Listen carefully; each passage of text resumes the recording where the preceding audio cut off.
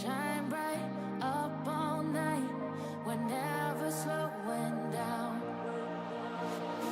Fall in love, drunk mistakes, we're bound to hit the ground.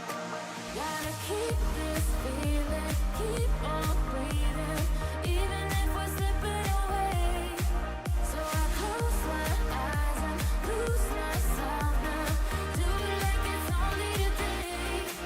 We got a party for a lifetime, no we ain't stopping for the sunrise, and we don't care about the bad nights. And for a second I can feel like this, make me feel like this.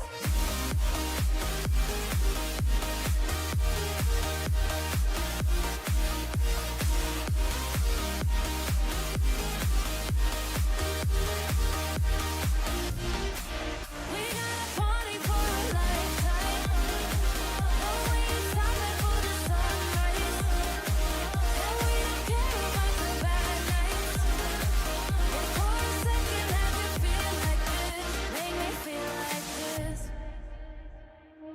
Young blood made of gold, a mind you can't control. Running wild, can't come down, my head is in the clouds.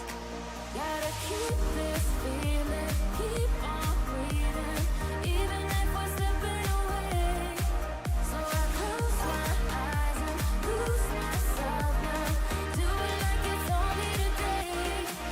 We got a party for a lifetime, no we ain't stopping for the sunrise, and we don't care about the bad nights. And for a second I can feel like this, make me feel like this.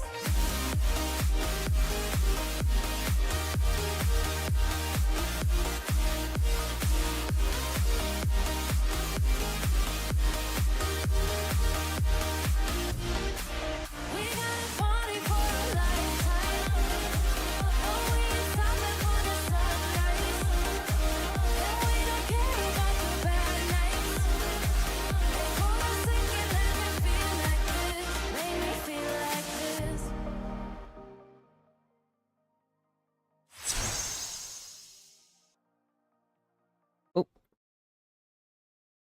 this. Give me. Oh, nope, never mind.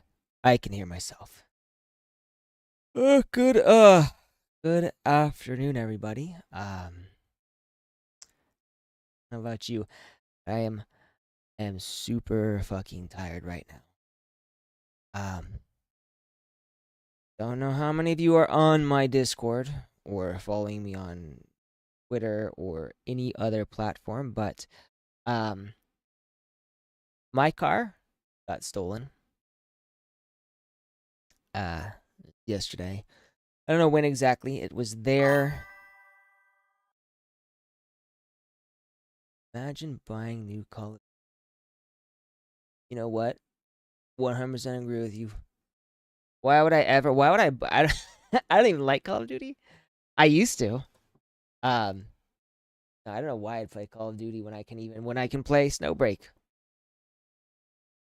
And the skins on Snowbreak are pretty good, not gonna lie. I recently as a treat to myself, because my car got stolen yesterday. Yeah. It's rough. Insurance is covering a rental right now, so I'm in a rental car. And they said it's gonna take like at least 15 days for the claim to go through, and they'll get back to me.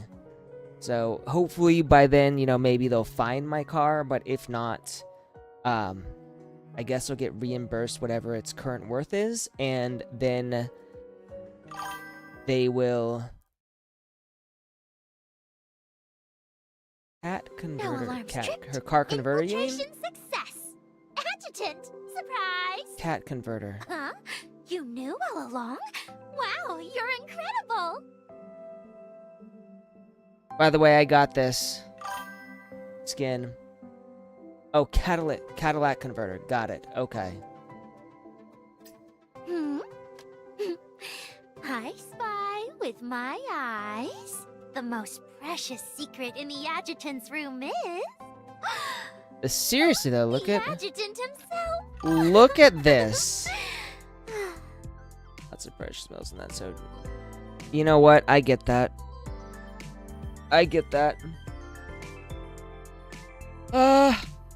Bad stuff all around, right? Like, it just... Lot of shit going on. So, on the plus note, because I was so depressed yesterday, I wound up playing this game after, her base skin is actually really good. I will say, the one thing I like about the base skin that her other skin, this one, doesn't do is, like, her base skin, like, her clothing, like, disappears when she does her transformation. It's kind of wild. And I really like that. This skin, the leather dominatrix skin, doesn't really do that, so it's a little sad. But anyways, because I was super depressed yesterday and didn't know what to do with myself, I wound up getting every single one of... Invisible skirt is the best skirt. I agree with you 100%. I got all of Fenny's logistics. So she's in really good shape now, I think.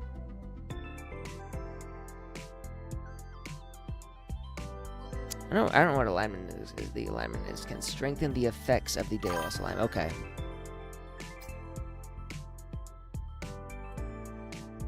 So I think technically I should be using these ones because I'm using the honeycomb instead of Welkin Starflare, but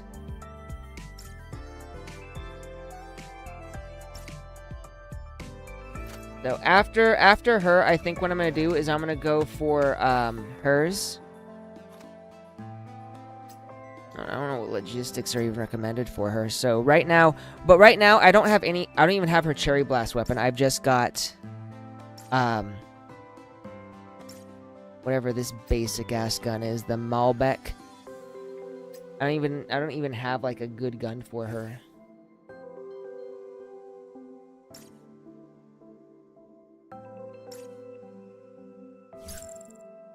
So we're doing the main story. Which means we're going to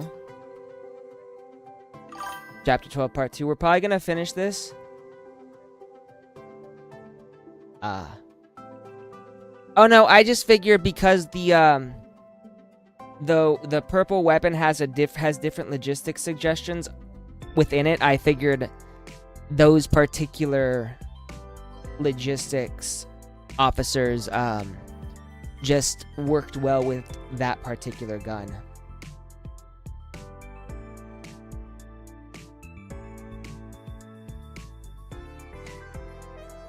Got it. But that makes sense. So we're doing Bloodbath.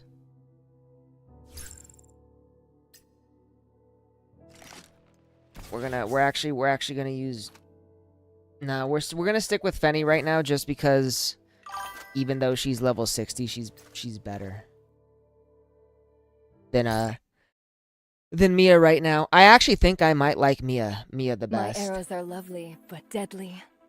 I think if I had to make my top 3 favorite, it would be Katya, Mia, and Fenny. Like, not necessarily in that order. Can also dump a bit of stamina in event material farm to get Mia's weapon. Yeah, and I'm gonna do that. Not even encrypted? You can let them know how you feel now, Ichel. You remember how to fight? The adjutant said, just shoot. They're bullying me, so I'm gonna bully them back. That's right, you bully them. This is still the flashback, though, I think, right? 10 runs or 300. Okay, yeah. Oops. Wasn't even paying attention to that. Let's go. No I more might fun be to able had to. here. I don't know. I don't think I can do the Abyss right now. This will be a good warm-up. Run! While you still can.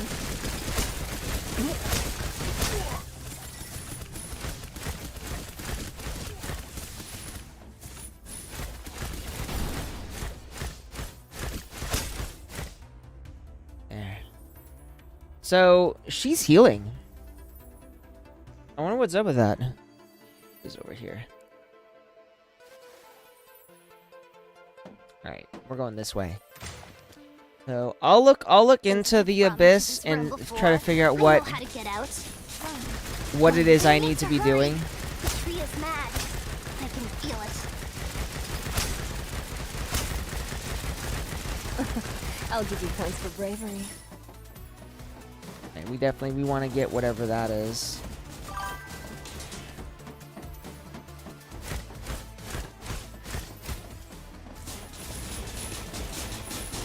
Got it. New nobility and Orlova.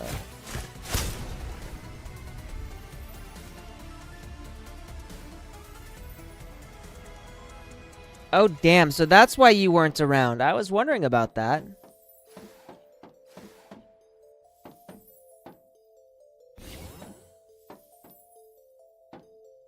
And thank you. You know, considering my my car situation, getting Mia was kind of a blessing, because even if it's not the same, it's still not bad. Also, you have each other. Okay. Is that why I'm constantly healing right now? Oh shit. Like, that's why I'm constantly healing, isn't it? I didn't even realize that. Oh, snap. I'll give you points for bravery. Yeah, since she heals you just by existing, that is pretty amazing, actually. Not gonna lie.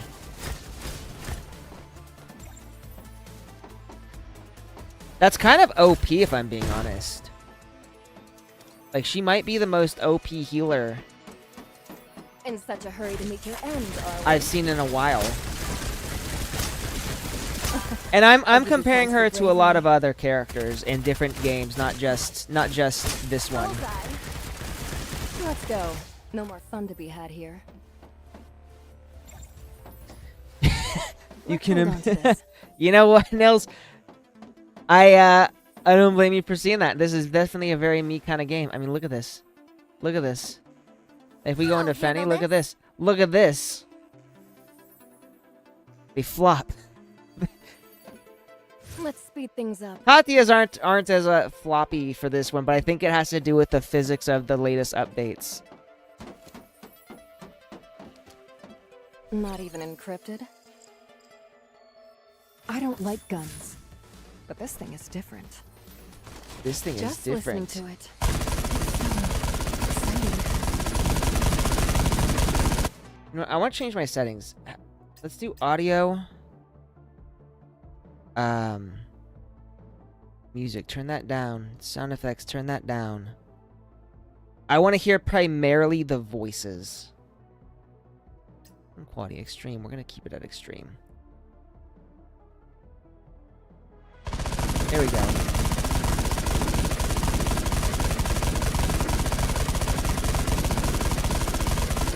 Let's hold on to this. And we're just gonna mow these fuckers down. All done. So easy. That actually was really easy.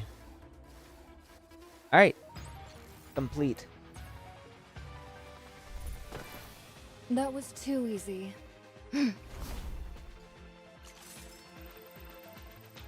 Ugh. Coffee. I've been eating a lot more lately.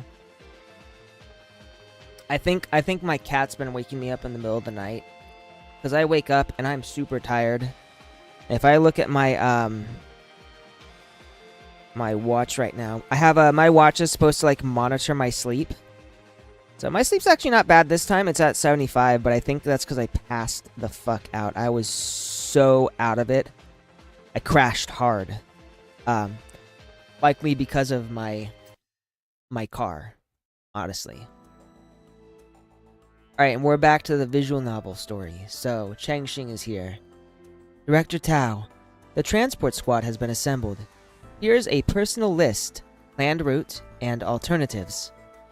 Yao and Nita will each lead a squad from the railway and highway, respectively, to avoid the combat zone near the border.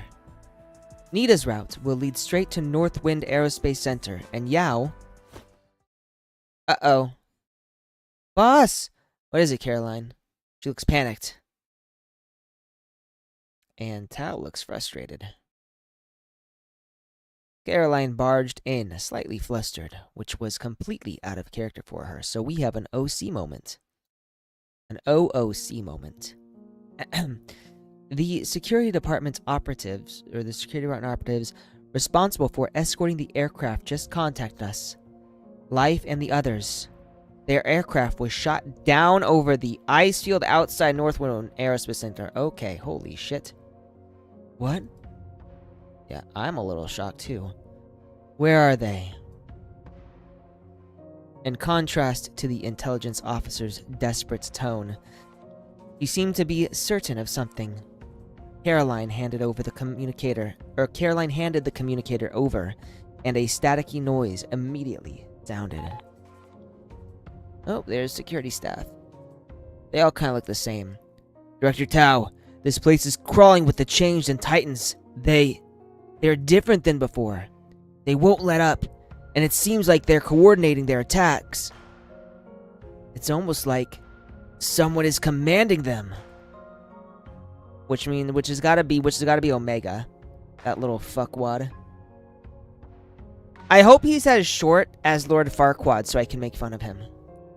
The shouts, mixed with gunshots, caused both Changxing and Caroline to furrow their brows. But she lowered her gaze and didn't move an inch. We were close enough to the objective location. The operatives, they were getting ready to parachute, so we were flying at an extremely low altitude. Miss Fenny? Oh, I guess Fenny's coming.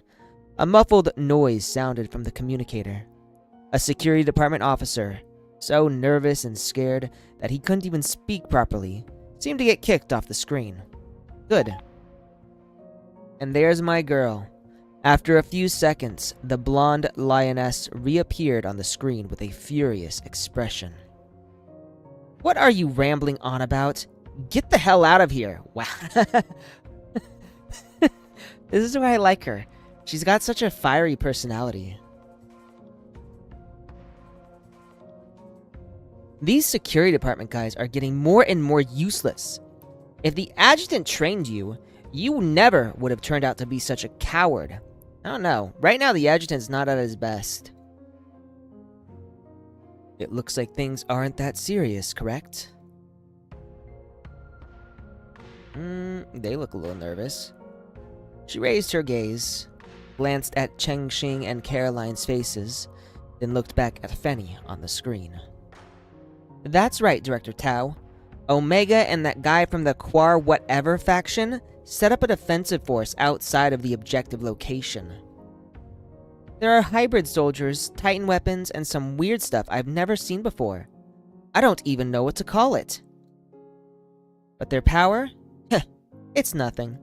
The best they could do was slow us down a bit here. That old scumbag Omega is going to die a painful death. Fuck yeah, that's exactly what I'm hoping for here. That would be the best outcome for me. I hate him. What about the other two operatives? They got dragged into a tactical meeting by some people from the military garrison. Either way, we need to take care of this quickly. Every second we don't, the adjutant is in more danger. Oh, and that thing is safe. Wednesday's been protecting something important the whole way. She hasn't let go of it for a second. Anyway, everything's going smoothly enough. During the worst of it, I just had to pick them off from the rear one by one. A bit annoying, but no matter what happens, I'll make sure Wednesday gets that thing to the adjutant. Is this her coronet model? There's still time, Fenny. Don't do anything reckless. I'm certain that I warned you what those enemy bullets will do to manifestations. Easy for you to say now. Well, that's the situation. Let's figure it out quick. That's what I was thinking. It looked very familiar. But I haven't used Fenny Coronet in like forever now. But I recognize that boob window.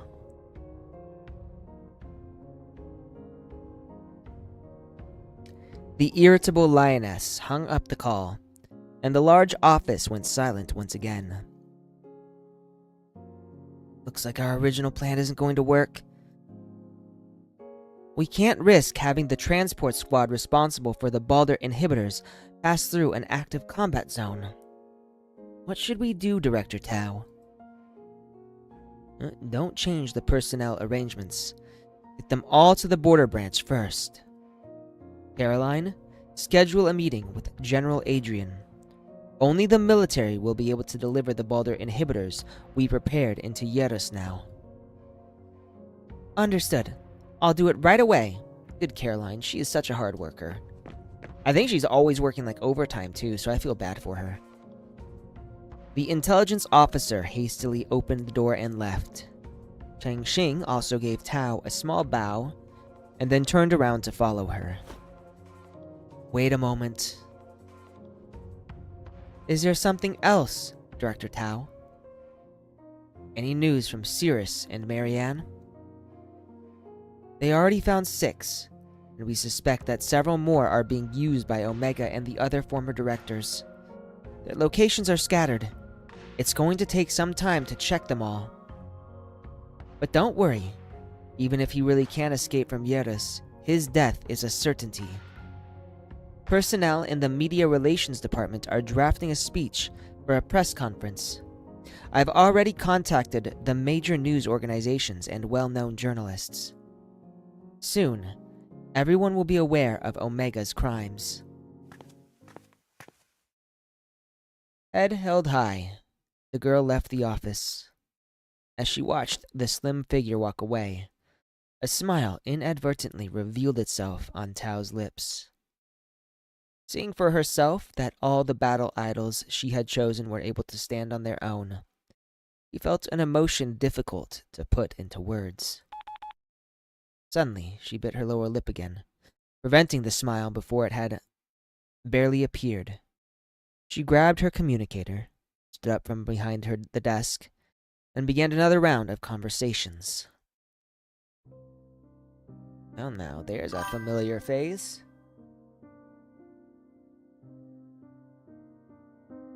Indeed, the mother is proud, I think. It's hard to tell. Like, I still don't quite know what Tao is thinking. You know? Titania Orlova was standing on the second floor of the mansion, leaning against the railing and looking down over her ancestral home.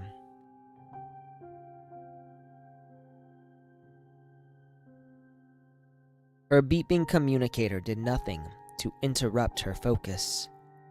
She took a deep breath of the filtered air from her nebulizer, seemingly pondering something. Someone came out of the room behind her and walked over, but only when they shoved the communicator into her hand did she turn and look back with a smile. Captain Lee, you are a very honest person. What a shame. If there were more people like you in the military, things wouldn't have gotten this bad. I'm a soldier, Duchess Orlova. I don't understand political speak. A good woman. Then I would like to thank you for not monitoring my communications simply because I allowed you to use this mansion as a base. She raised the communicator as it buzzed and waved it in front of Li Shui. I still don't know how to pronounce that name.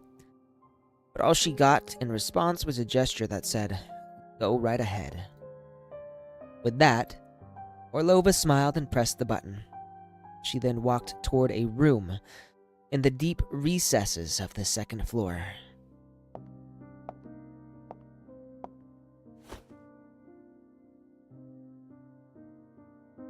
She walked slowly, full of composure. On her way, she suddenly stopped and turned around to look behind her. Li Shui pursed her lips in resignation and followed. Oh, yep, this is Director Tao. How does it feel to be dragged here and forced to place a bet, Director Tao? Thanks to you, everyone is finally gathered here, sitting at the table. Yggdrasil, Omega, the military, and I. Who will be the loser? And the citizens of Yeris, Duchess Orlova. They're on the table, not sitting at it, Captain Lee. Right, they're basically the collateral. It's always the innocent people that suffer the most. It's my own ineptitude that had led to my countrymen to become pawns for you all to blackmail me with. She glanced over at Li Shui casually, and glared at Tao on the screen with a piercing gaze. She had her medical nebulizer in her mouth, making her expression all the more unclear. Enough beating around the bush. Oh. We all have urgent problems to handle. Yggdrasil has already prepared the first batch of 100,000 Balder inhibitors. There are enough for the personnel currently at Northwind Aerospace Center. Next up is...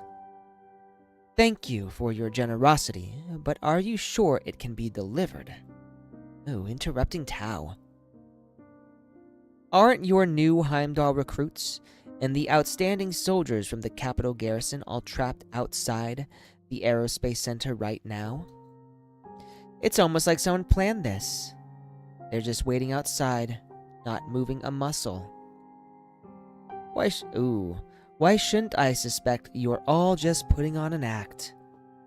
Are you standing by as the people of Yeris slaughter each other, then waiting until everything has settled down before doing what you do best? Man, Orlova's not pulling her punches. Tatiana. I keep wanting to call her Titania. What is human life to you?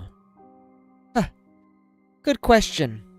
Captain Lee, could you help me answer that? She sneered as she redirected the question to Li Shui. Even through a screen, Tao could clearly tell Li Shui grew anxious and uneasy the second she was asked. 4 hours ago, a top-level meeting was held in the capital. Since there are currently no civilians in Northwind Aerospace Center, if Omega and the tree aren't taken care of before sunset tonight... Oh my god, are they gonna blow the fucking place up? The military... Yep, the military is planning to use tactical nukes to decimate the Northwind Aerospace Center. I don't think a nuke is actually gonna solve the situation, though.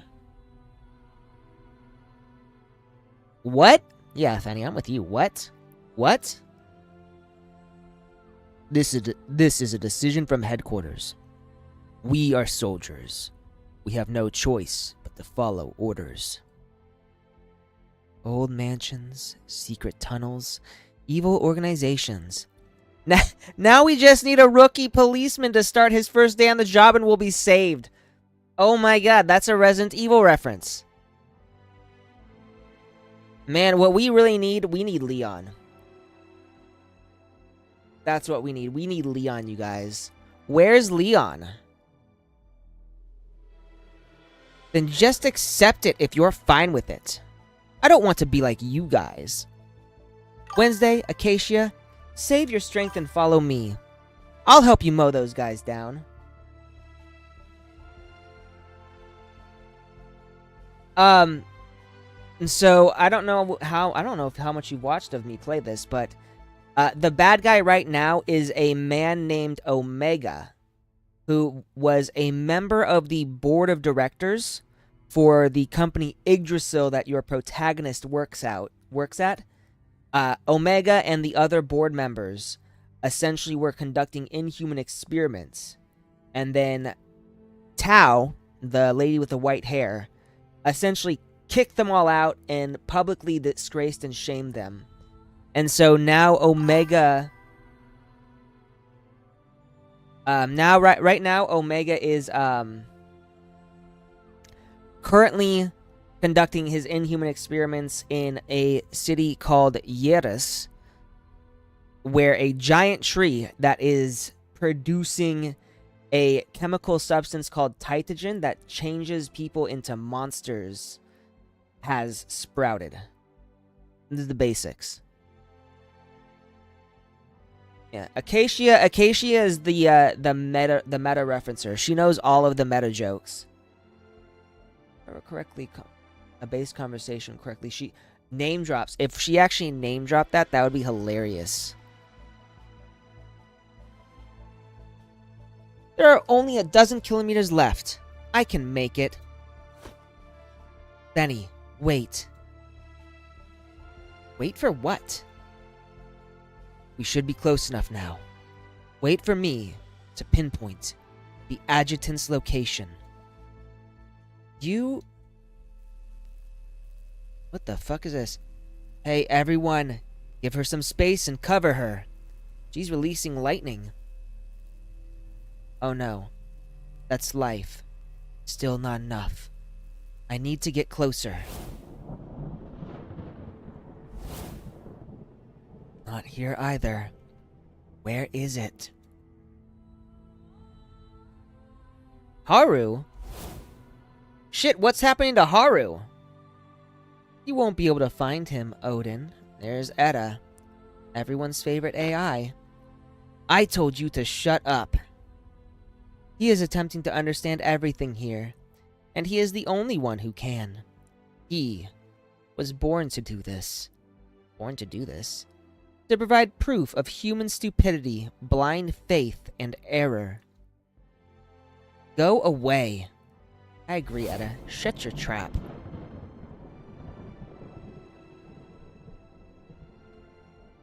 The battle idol waved her arms furiously.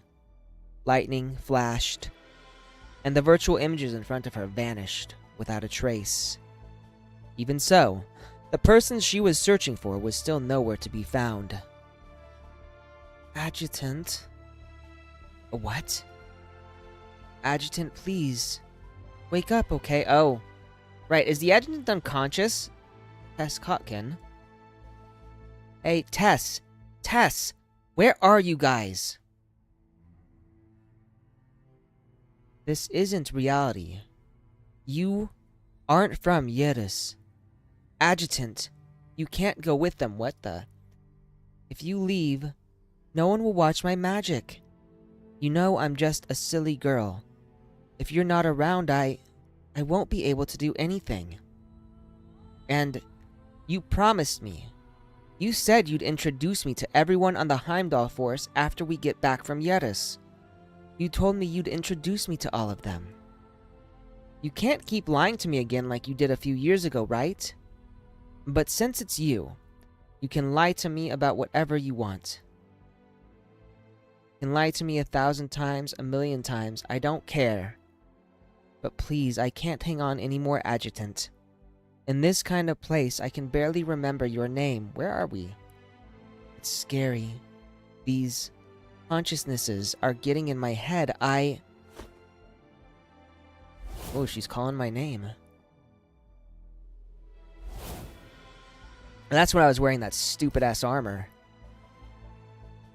Without a doubt, I had heard my name just now.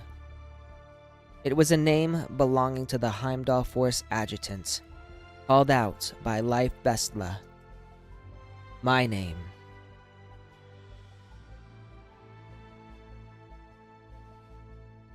The glory of Yetis. Phantom projection. Restore its glory and make its name known. Allow it to be reborn.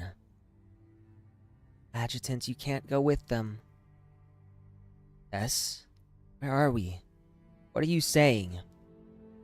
I wanted to ask her out loud, and I was able to. But it seemed like she couldn't hear me. Since it's you... Oh, she's just repeating what I already heard. Why do you? Yes, that really did happen. But even if I did, I would never let it happen again. We are together now, and we will face everything together, right? Yes, no matter what happens, we'll face it together. So wake up, Adjutant. Then wait for me. Wait for us. Yeah, I'm calling some names out. I was crying out, panting. It was as if this voice and body weren't mine. It felt like thousands of ants were crawling all over my skin. I was regaining my senses one by one, and it took me ages to remember who and where I was.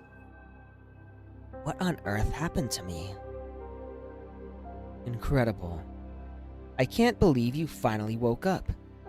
But why are you calling for life?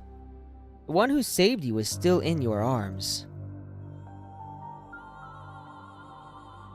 In a daze, as Katya spoke, I lowered my head to see Tess's disheveled clothes, her red face, and her tear-stained eyes, like she had gone through immense pain. Yeah, because she's touching me, right? And I think we're still releasing Titagen?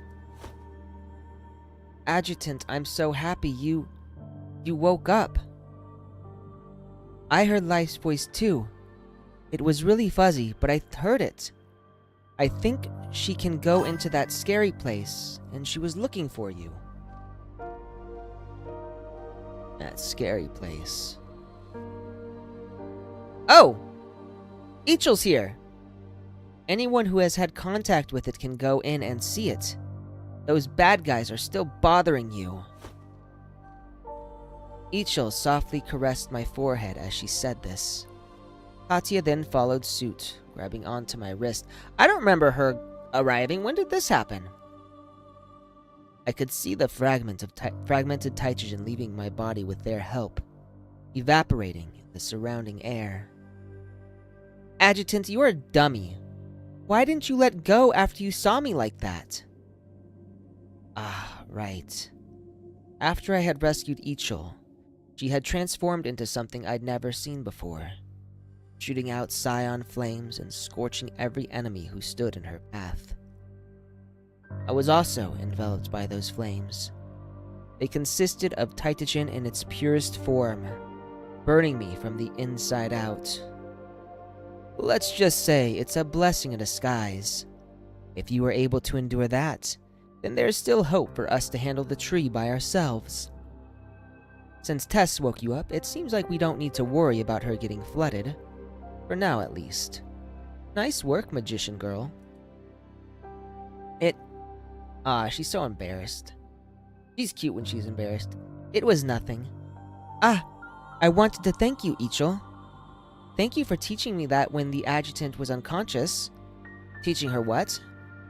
What did she learn? I want to know now.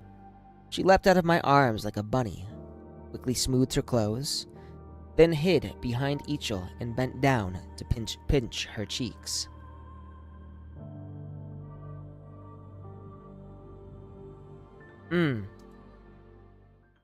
The two girls, one big and one small, embraced each other noisily, causing the atmosphere to become more relaxed. Only Katya's expression had a trace of apathy. What?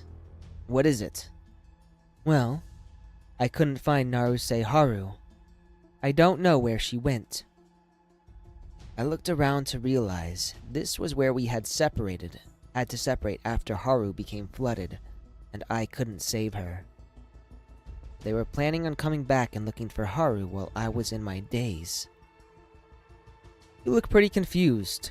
Hey, just want to check. You still remember what we have to do, right? Her sudden, serious tone snapped me back to reality. Tess and Ichil also looked at me with wide eyes. Let's go. How could I ever forget?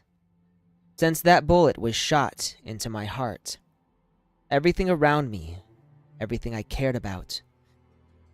There were too many accounts that needed to be settled, too much vengeance that needed to be dealt, and too many innocent lives, tears, and souls waiting for justice to be served. This guy sounds like Rambo. It was time to make him pay. That's right. Honestly speaking, I wish we were allowed to do whatever we wanted with Omega. Because if we had, like, the option to do whatever the fuck we wanted, man, My arrows are lovely, but I would deadly. make him Run suffer all you so want, much. Omega. No matter where you go, I'm going to kill you. Katya Klein. Sorry. No! I won't allow a mere insect like you to get in my way. You'll all become fodder for the tree! You can't stop my greater cause! Hold on to this. A piece In of such work. a hurry to meet your end, are we?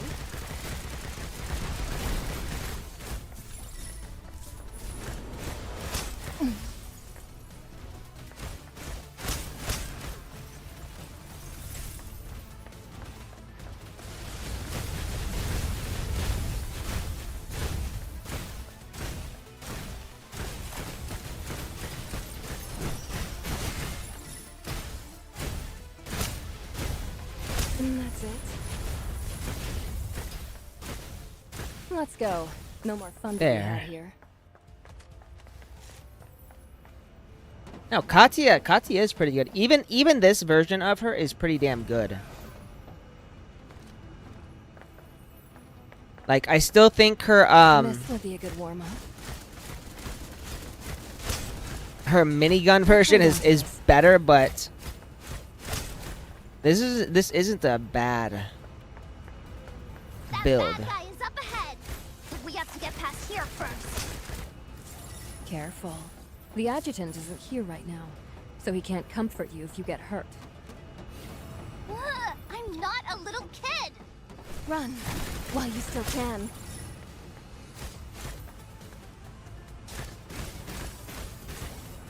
Oops.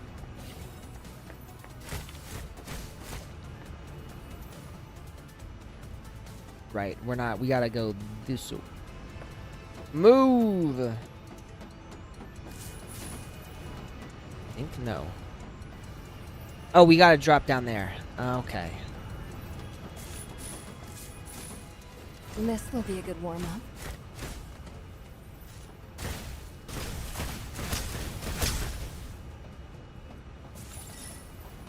hold on to this.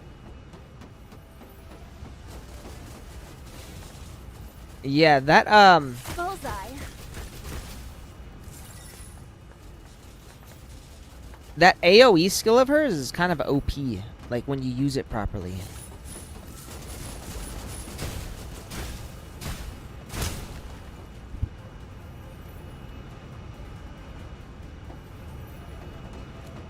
This will be a good warm-up.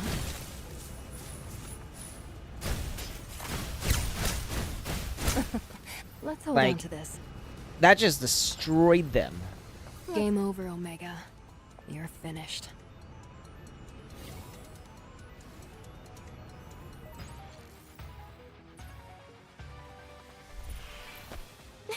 Not too bad, huh?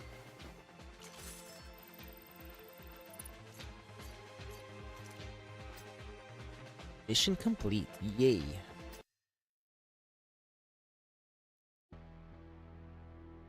Ha! He's angry. Mad, bro? You thieves! Fools! Shut your fucking face. Do you all have any idea what you've done? Yes. Yes, we do. If you all ruin my plan, you'll be ruining the future for human evolution. No, we're not. Katya turret mode. Great, because you actually have her bullet drop at. Huh. Didn't realize that.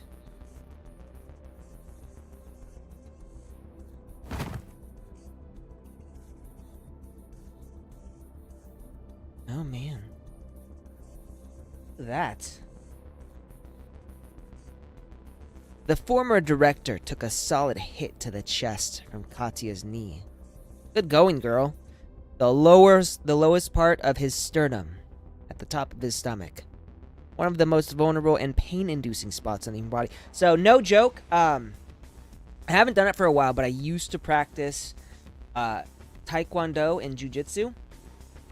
And getting hit right here. And right here, this is the area. No fucking joke, this hurts.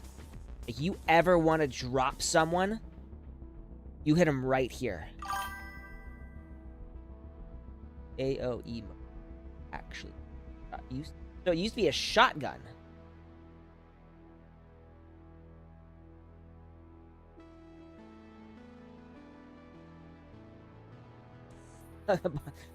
Just no. That would be great. I'm assuming you can't do that anymore. That spot. An area that would be in pain for a long time if you even simply pressed it with a finger. Was struck with enough force to dent a metal plate. You had it coming. Yes, you did, Ichel. I'd give you head pats if I could. Did you hear that? Ruining the future of human evolution? Omega, if the evolution and future of mankind can only be achieved through killing innocents, torturing kids, and creating those monstrous abominations of yours, then why don't human beings just forget about the future? I agree.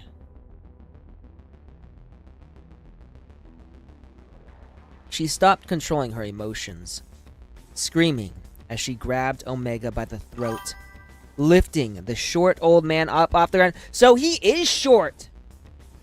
He is short! He's gotta be like Lord Farquaad now. This is it. This man is basically the Lord Farquaad of Snowbreak. Ah, okay. I want to see what the original was like now. I might have to go and find a YouTube video of that. Like, I'm curious about this shotgun form. You like to be in control, huh? You like to stand on a pedestal and force everyone else to look up to you, huh? Like this? How does it feel? Katya? Her blue eyes widened with anger as they glanced back suddenly with an icy, murderous look.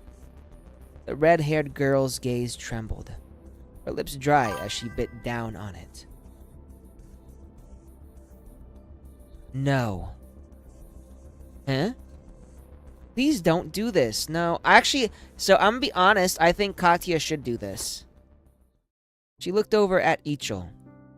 The clueless girl instinctively turned her head, not looking straight ahead. I can understand fighting fire with fire, that the guilty deserves what's coming to them.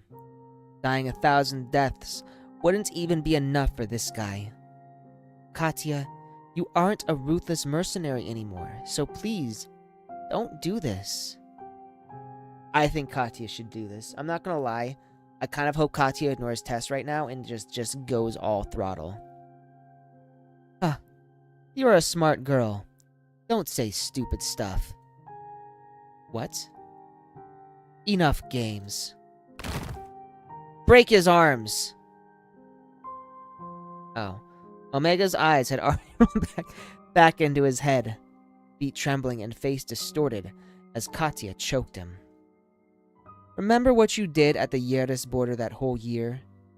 You think you have the right to talk to me about being ruthless? I know how important my current position and identity are precisely because of everything awful that I've done. Since I officially joined the Heimdall force and the adjutant is here, I haven't...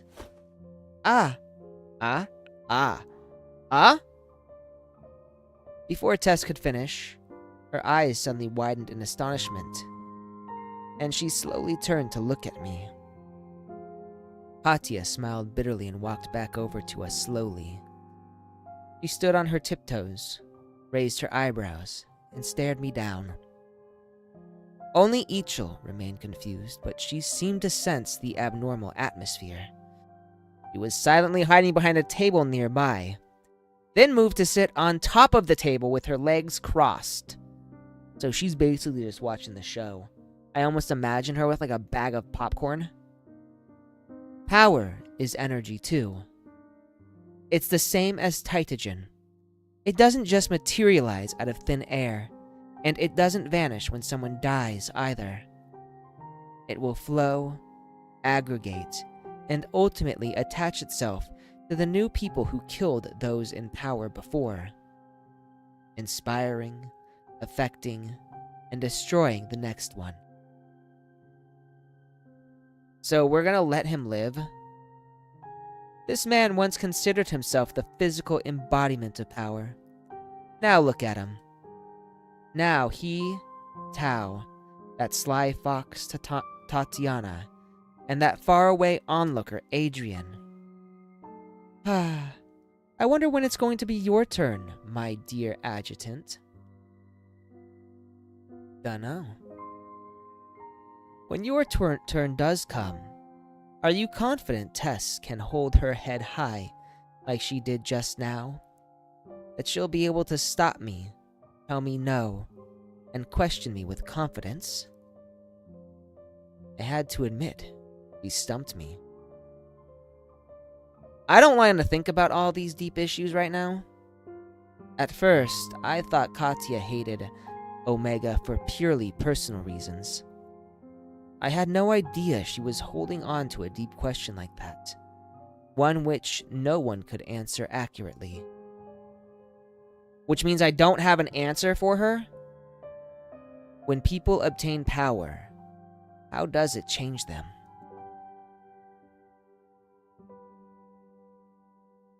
And that's deep stuff. So that basically goes into like that concept of how absolute power corrupts absolutely. Alright, and now we're back with Tao. I don't think this is a flashback, I think it's just a shift in perspective. Have the people at the transport center take these to Yerdes. Director Tao, we can't. These are all orders we're ready to deliver. If we misuse them now, I will take responsibility. Do it. Director Tao, there are only a few companies willing to work with us right now. You know that. If something happens to that person, we need to be prepared to prevent the Titagen contamination from spreading. That happens. Regardless of whether they're fighting on the front lines or part of the battle, no matter who they are, they need weapons to be effective against the Titans. Alright. Understood, Director Tao. Tell me to stretch. Alright, my watch is saying, hey, we gotta stretch. What should I do? We're gonna do some squats.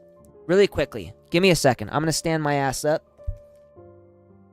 And I'll adjust the camera so you can watch me do squats. Make sure I'm doing these properly, okay?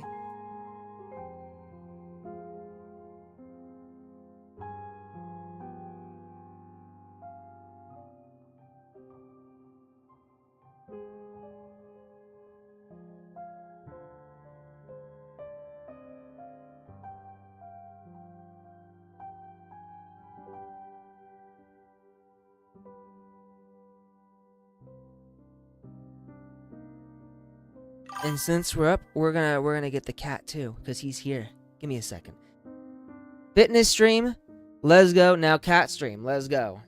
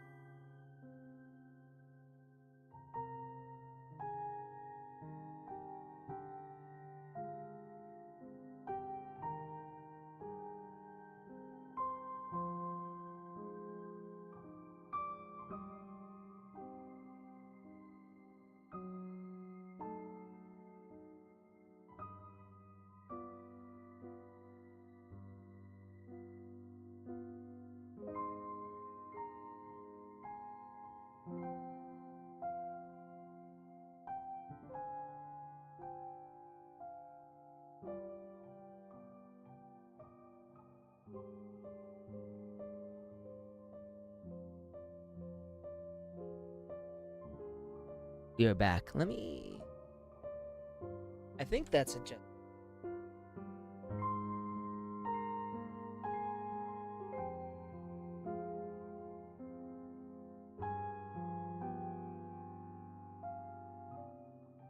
There we go. I just realized you you can kind of see the screen of my other monitor in my video. That's wild. All right. So the fitness cat stream is temporarily done. Back to the actual game. After obtaining power, how do people change? Oh, so we're just flipping between perspectives. So now it's Li Shi Shui, Chu Xiu Shui, and General Adrian. General, please trust me. Have faith that the Beowulf Battalion can handle this. Could you urge the higher-ups from headquarters to reconsider the tactical nuclear strike plans? I have already departed from Northwind Aerospace Center. I'm on my way to pick up the people from Yggdrasil. They have reinforcements from the Heimdall force. And didn't you accept the Balder inhibitors they sent? If you agreed with headquarters from the beginning, why did you accept them?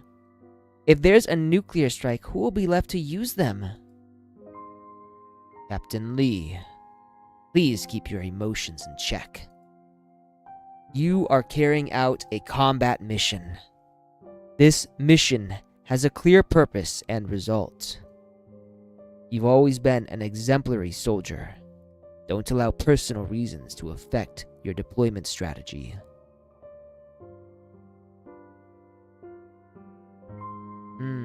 So we're just shifting perspectives.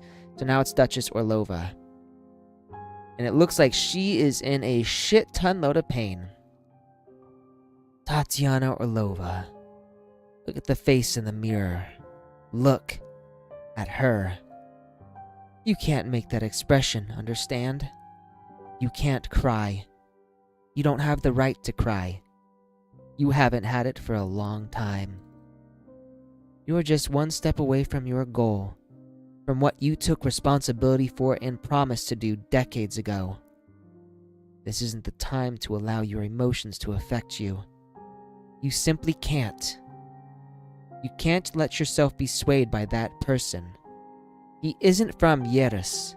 He'll never be like your countrymen who follow you, who would die for you. She's talking about the adjutant, didn't she? You have a responsibility and a duty to uphold. You can't let your feelings get in the way of that. Just some unpleasant stuff. So walk past her or push her away? I'm gonna walk past her. I don't know, pushing her away seems bad. I lowered my head, seeing as I didn't want to respond to her question.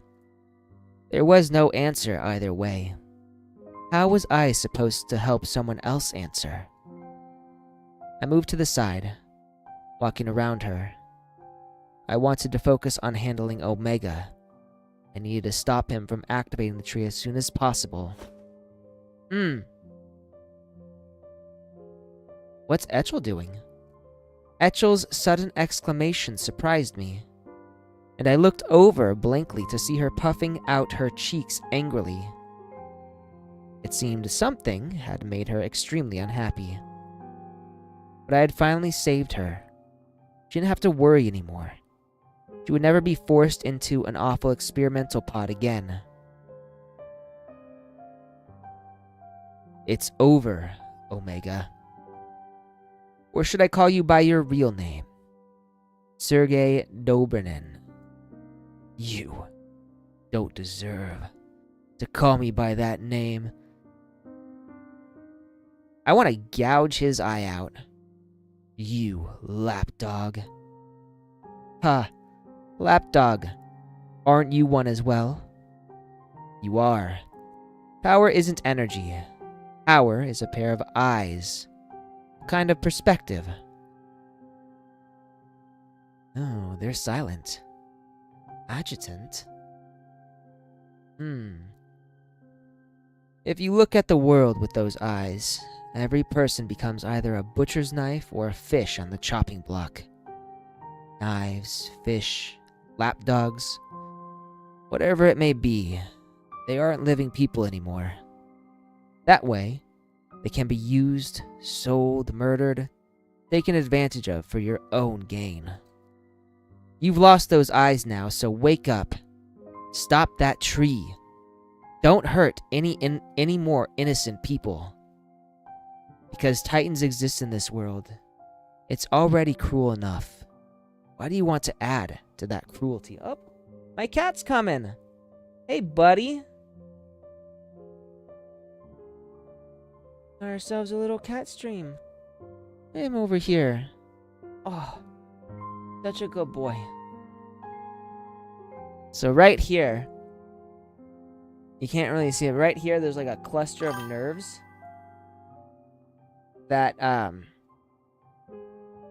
I guess make cats feel really good.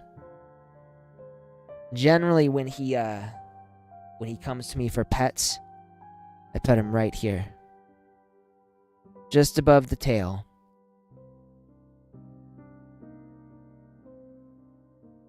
So I don't know what he's gonna do.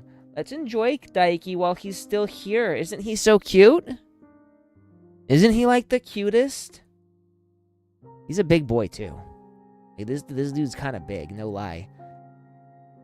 Like every time I go out and he hangs out on my shoulder, everyone's like, "Bro, your cat's so big.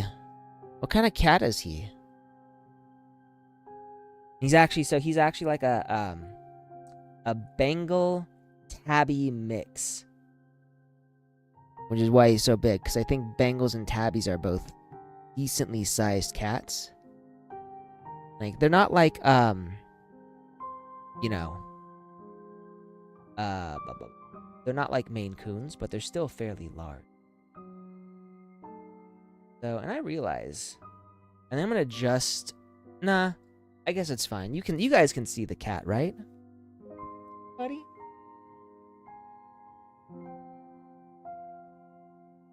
He's giving me kisses.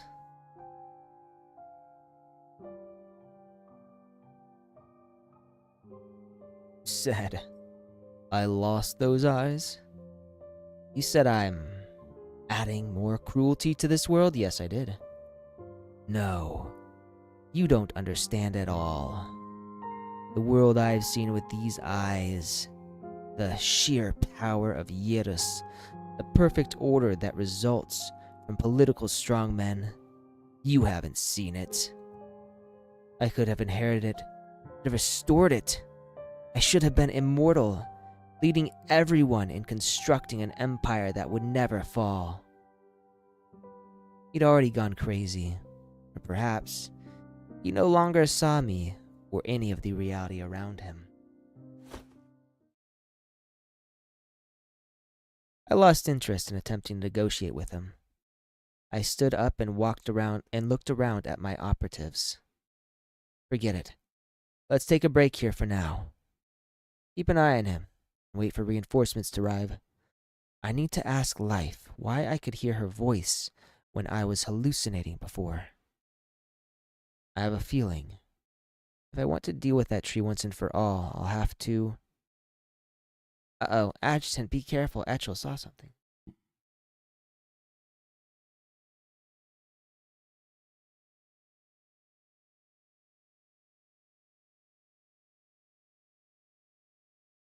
Kind of a big guy.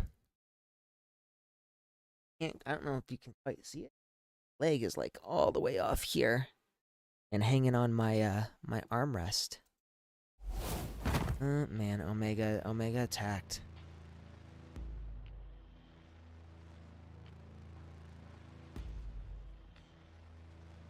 I was talking to myself in an attempt to calm down, but Ichel's sudden outburst startled me. Before I could even react, Hattie and Tess were already ducked down next to me and pushing me out. Go to hell, you scumbag. Omega, who had stabbed me with his cane, was knocked back with a devastatingly powerful, so I got stabbed.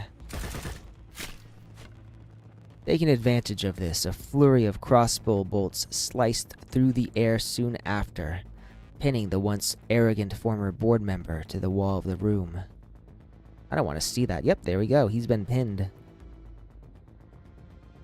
On the wall hung a massive portrait of Gustav, the former head of the Yerus Federation. Compared to the grandiose portrait, Omega looked weak, small, and pale as he slumped down into a splattering of his blood. He didn't deserve such a quick death. I agree. I kind of wanted to pop his eye like a balloon.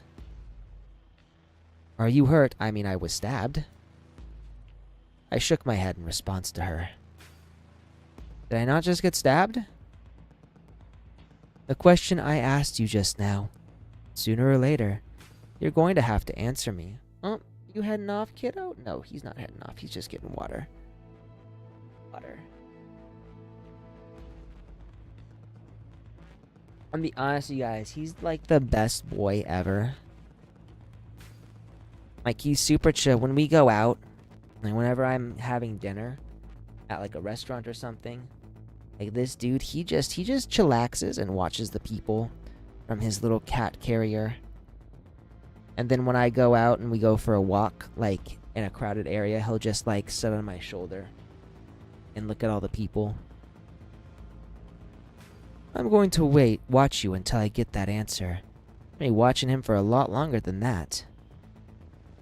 Would the leader of the Heimdall force, the individual who commands elite warriors and protects mankind from the Titans, transform into a monster overcome with a yearning for power in the days to come?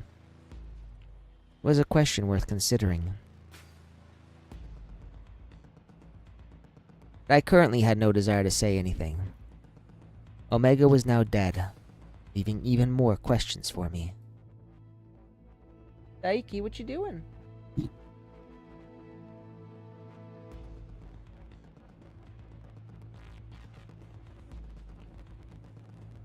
Yeah, he's heading off somewhere. Alright, well, we got the cat for a while. I think we can consider ourselves blessed. The cat has briefly graced us with his presence. The tree, the aftermath of all this, and even more danger lurking behind Omega that hadn't come to the surface yet. No, I had to pull myself together. I needed more information and support right now. Yes, contact Tao for me. I need to talk to her about something. The response I was expecting never came, so I raised my head and glanced over it. Did she get stabbed? Oh. He did. He stayed with us for a while. It was a good cat stream indeed. So, I think right now he's a little, I'm not gonna say hyped up, but he's definitely more awake. So like today, after I took him for his walk, he kind of napped while I was working, and then afterwards I had to get my car, my rental car. And then like immediately after I came home, he wanted to play, so we were running all over my living room. He was running up and down his little cat shelves that I made for him.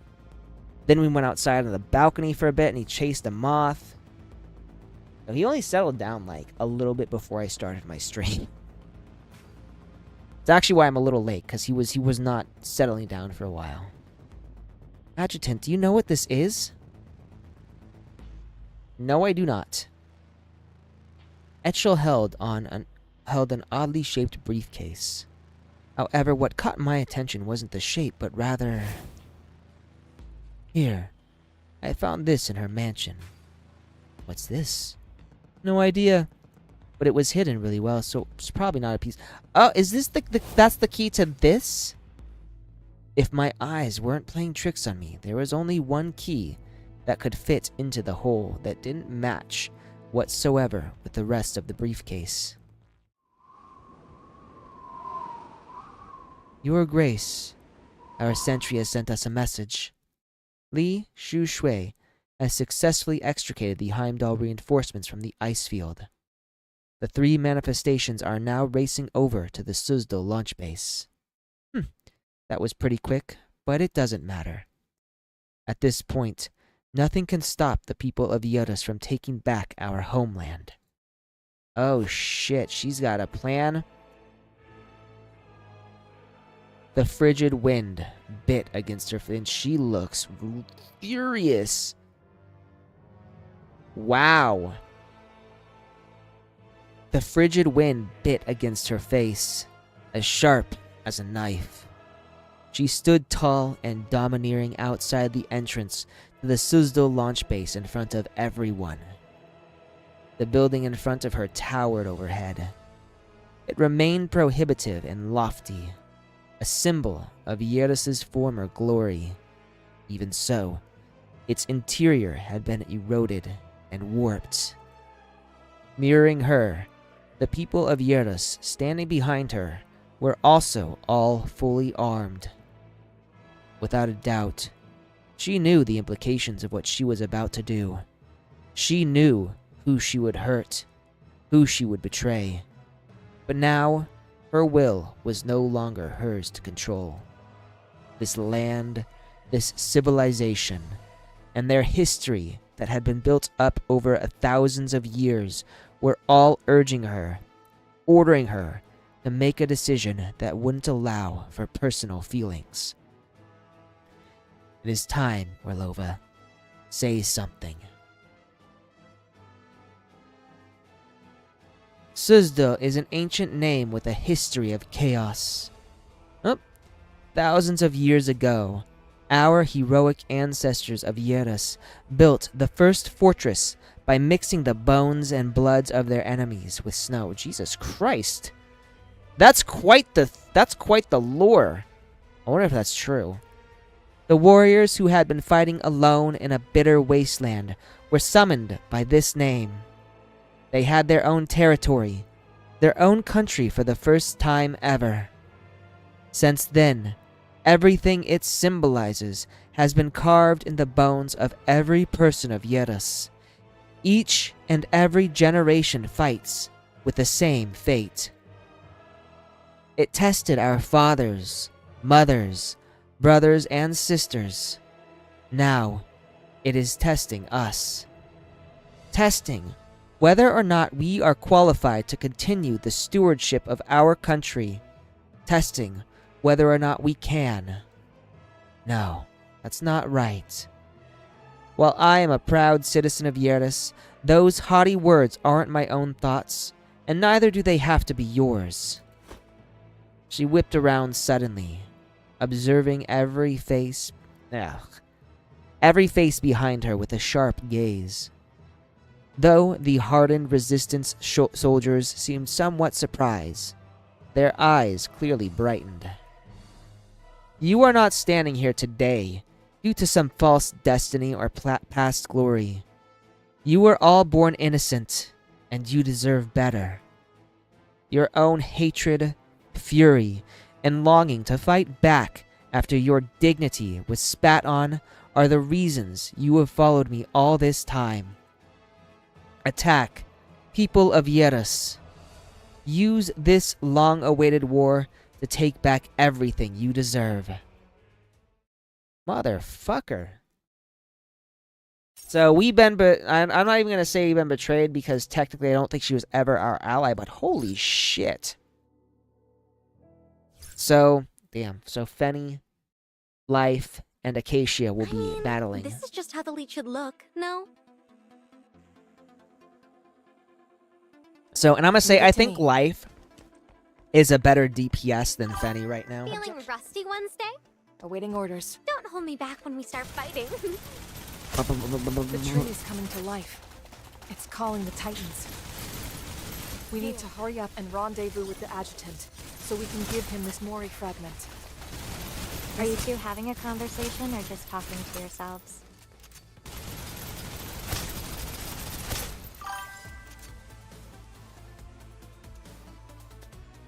I mean, I feel like that's always been her goal, but I feel like also she could have been an ally. Because I don't think, I mean, I don't know for sure. I don't think she would have quite, I don't think we would have taken away her, Yeris' glory. I think we might have helped restore it. Ah, yeah, no, that makes sense, I guess. Wouldn't want military intervention. Fully loaded. We no longer need outsiders and givers to interfere in our affairs. Convince him to give me Icho. Oh, Force damn. me to turn this place into a mass grave. Man, Orlova? Kinda hot, not gonna lie. Objective complete. I don't know, I like Orders. unhinged ladies. I don't know why. Recovered supplies. Don't judge me. It's my turn. Don't blink. I wonder what this does.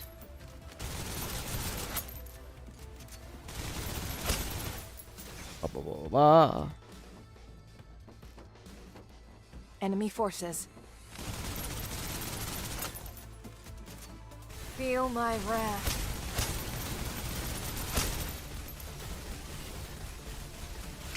Oh, Fully loaded.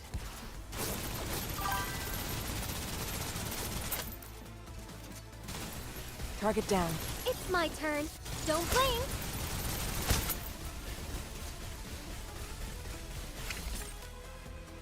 right. We are well. So we already knew that she was going to use Ichil as a status symbol, but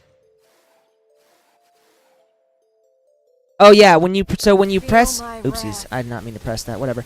When you press Z for Fenny's support skill, I'm just wondering what the little lightning shape thing does. Let's use Clean. this. By the snow.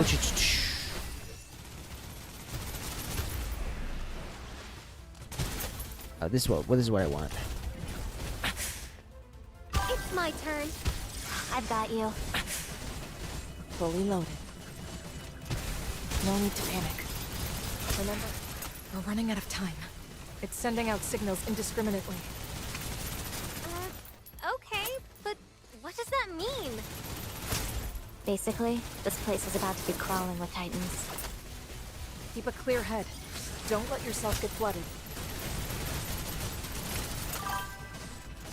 Objective complete. Awaiting orders. So it increases her rate of fire. Got it. That's that sorted.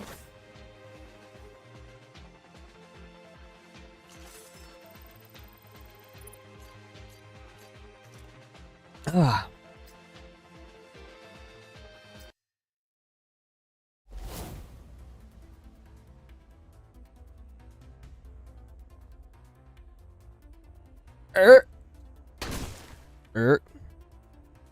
What the hell is going on here?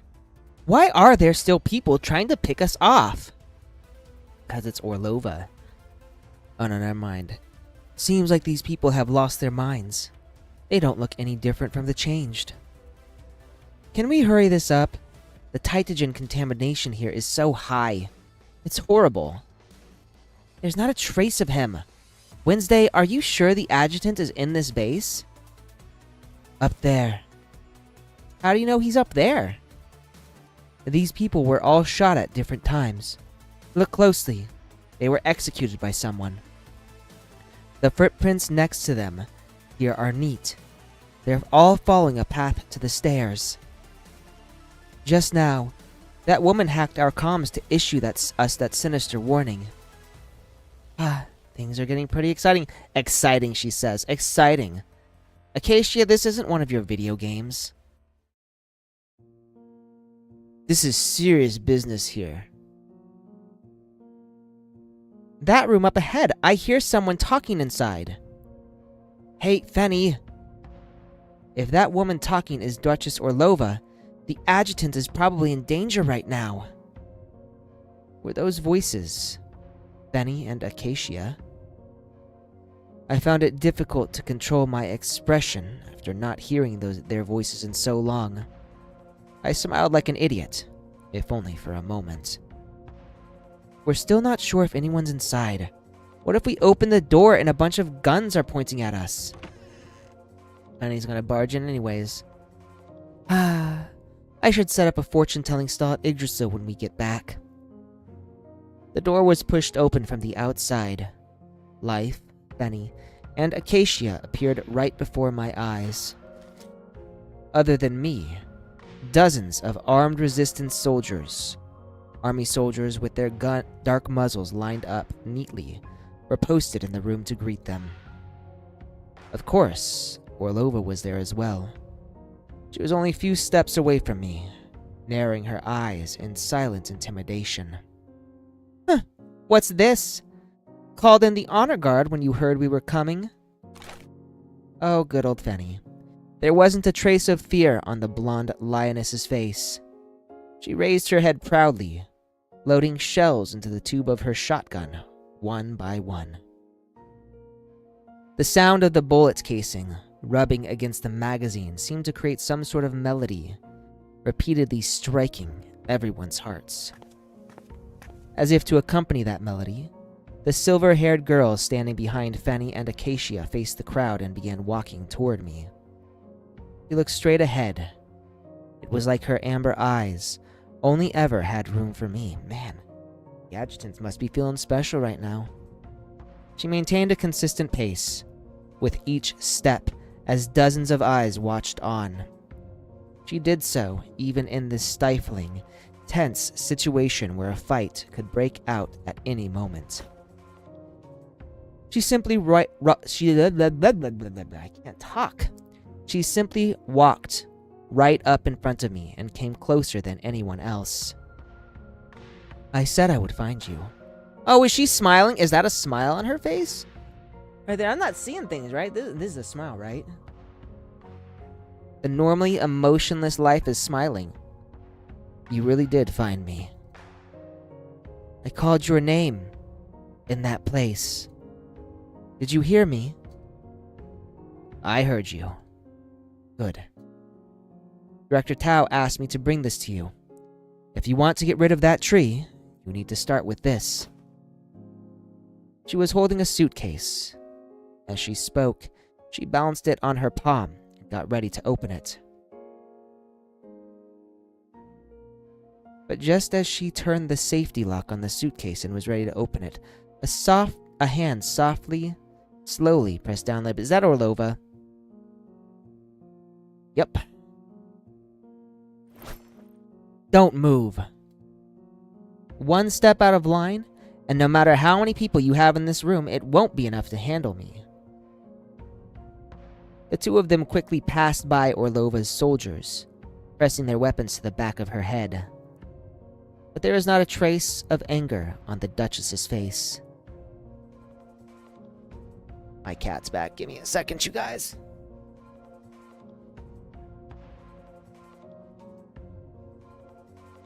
Brief cat stream.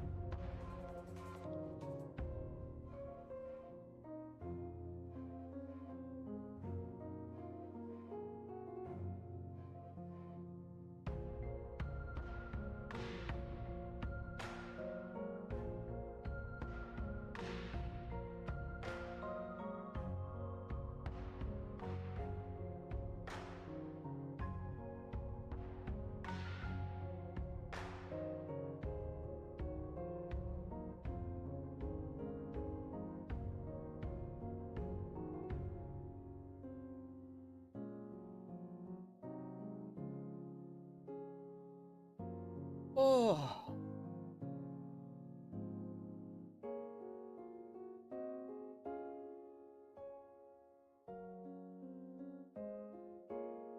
There you go.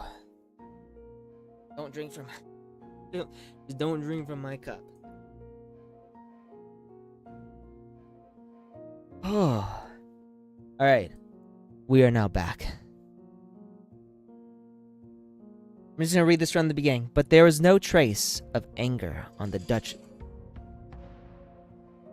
I apologize, you guys. USA is calling me. I'll be right back.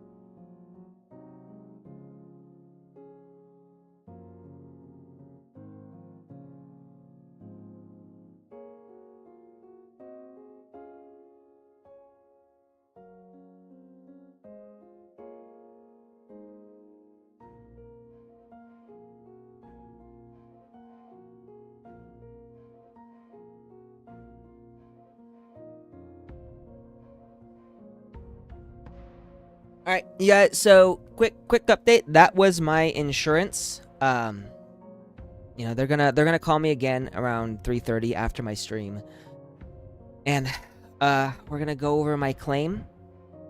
And so I guess we're just gonna figure out what to do with my missing vehicle. Right. She snorted softly, turned her head around, and glanced at Fenny and Acacia. I don't know how many times I've been threatened at gunpoint like this, but I'm sure this time is the happiest I've been. She shifted her gaze back to my face. Thank you, Kagineko, I appreciate it. Hopefully it goes well. Thank you, Adjutant. I haven't had a dull moment since you came to Yerus.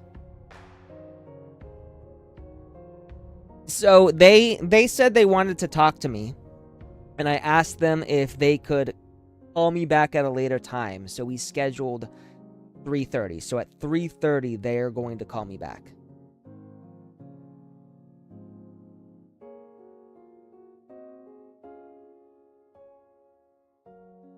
You're crazy. I agree, Fenny. She is insane, but she's kind of broken. All right, lower your weapons.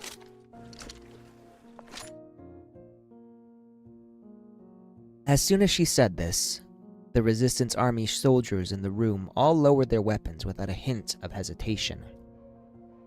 Adjutant. As always, Fenny made no effort to hide her dissatisfaction. Put that away, Fenny. We can still negotiate calmly, right? I gazed over at Orlova. Her expression was completely relaxed, and she glanced at me with a soft smile. Even surrounded by 6 manifestations, she still looked calm, composed. Let's talk somewhere else, Adjutant. On the way here, my people found something that you might be interested in. I'll take you to see it. I don't know if we should go with her, but I know we're gonna go with her. Maybe you'll reconsider my proposal after you see it. I don't know what her proposal was. Leave Etchel and let Etchel over and hand... Yeah, there we go. Hand over Etchel to me and leave with those girls of yours, just like we agreed in the beginning. This is my homeland. The home of the people of Yerus. I will ensure everyone remains unharmed. No, he couldn't ensure that. The tree that was poisoning Yerus had become entwined with a rocket on the launch pad outside the base. Orlova wanted to detonate the rocket with the remote control panel, and the tree along with it. That sounds like a bad idea. She had been carrying around the key to that control panel before, meaning that she had long been planning to do this. If Katya hadn't found that key in Orlova's mansion, and if I hadn't helped her get rid of Omega, who would she have taken the key to? And what would she have used it to negotiate for?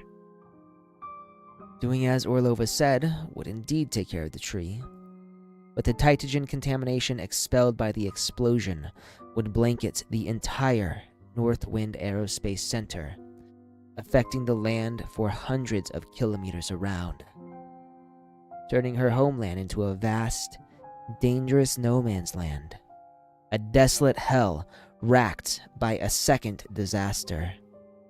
Did that qualify as everyone remaining unharmed? I couldn't trust her. She was a politician, playing all sides. She must have had a trick up her sleeve. And what was she planning on using to threaten me into giving in now?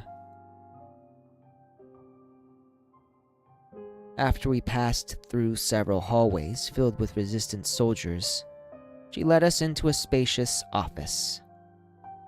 As soon as we walked in, the black body bag on one of the tables grabbed my and the other operatives' attention. Haru?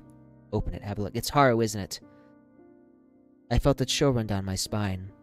Resisting the trembling sensation triggered by my sixth sense, I reached toward the body bag on the table. Get back, Adjutant. I'll do it. It's Haru.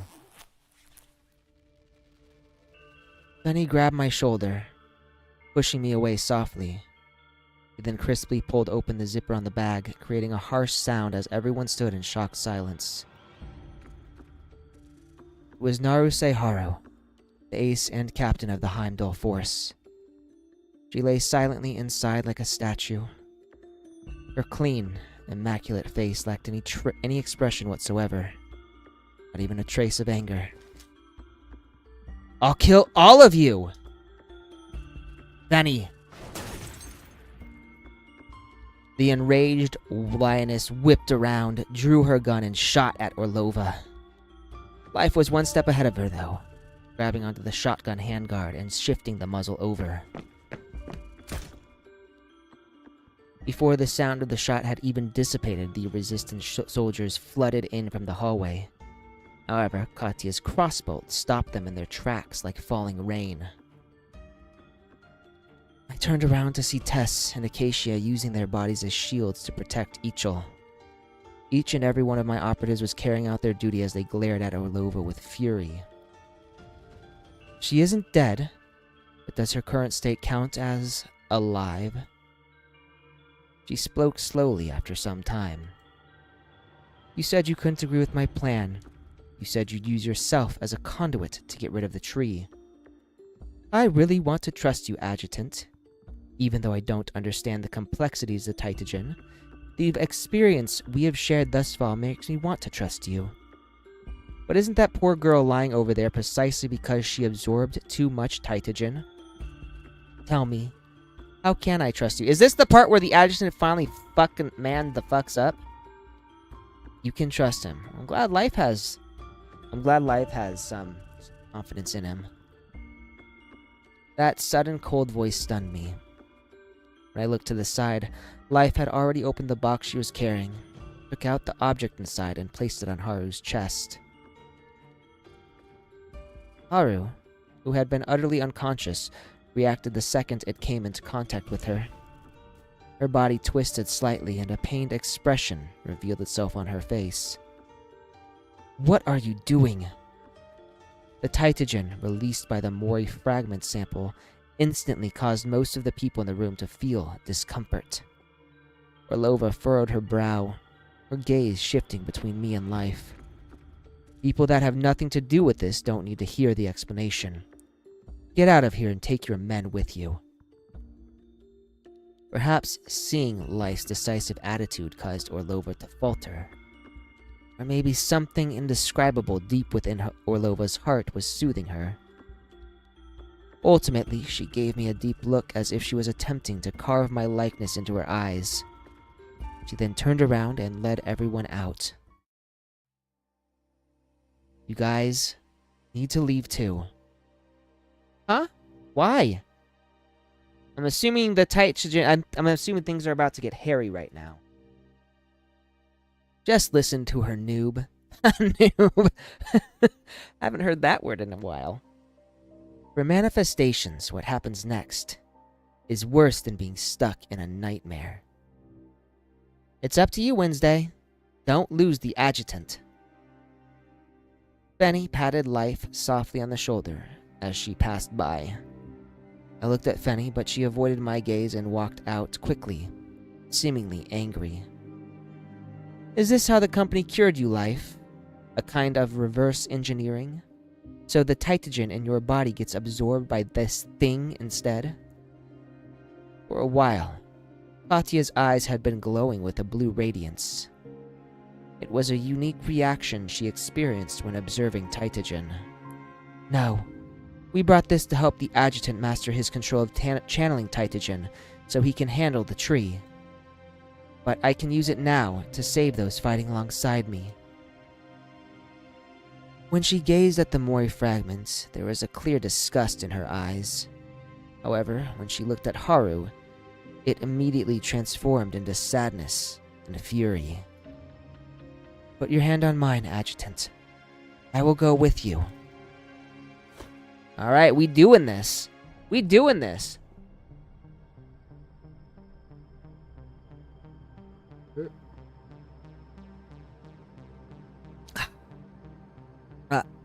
Ichil? Oh boy. Just as I placed my palm over Life's hand and touched Haru, a pair of small, pale, and soft hands also covered mine. Oh boy! That's her Titagen form, right? I want to help you too, Adjutant. Don't resist them, but don't remember them either. That way, they won't hurt you. She's kind of cute in this form. They're like a little pair of antlers. Dragon horns, maybe? She is kind of adorable. She is adorable, though.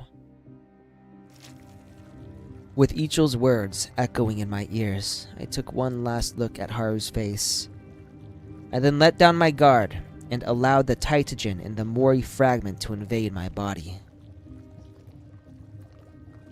Once again, I found myself in that strange, confounding place.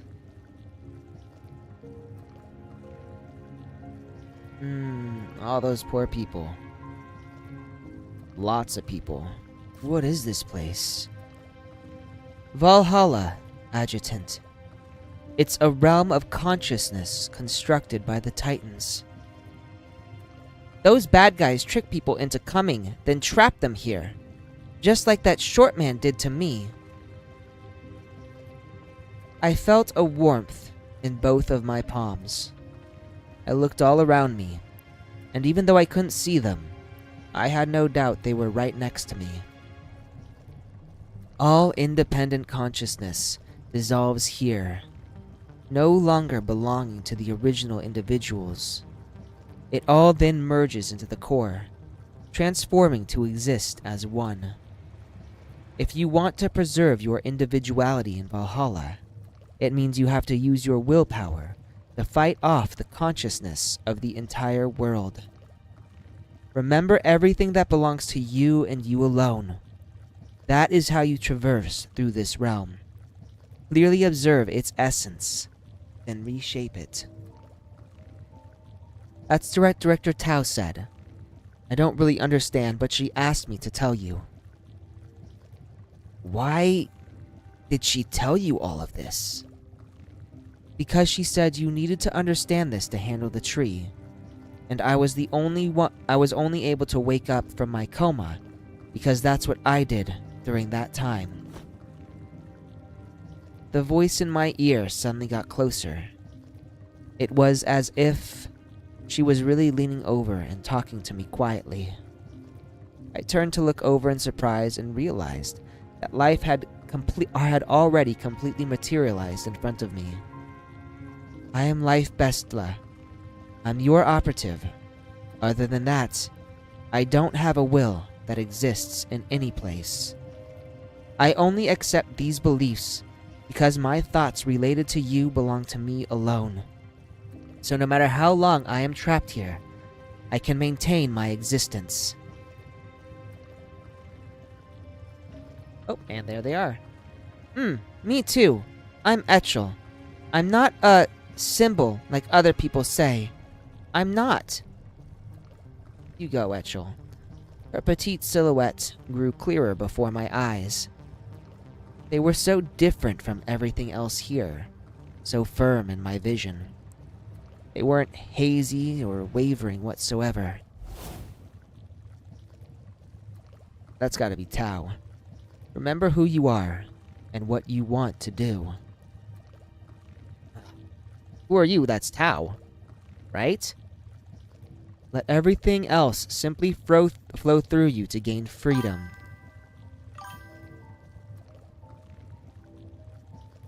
Alright, Nils, you have a good one. Nice of you to drop in and join us. And thank you. I, don't know what's gonna happen, but I hope whatever news I get is good news.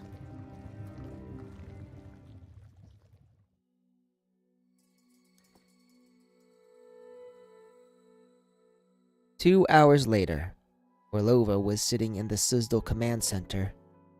She had her signature smile on her face as she stared at the comm screen in front of her. Inconsistency can disrupt the trust built through negotiations.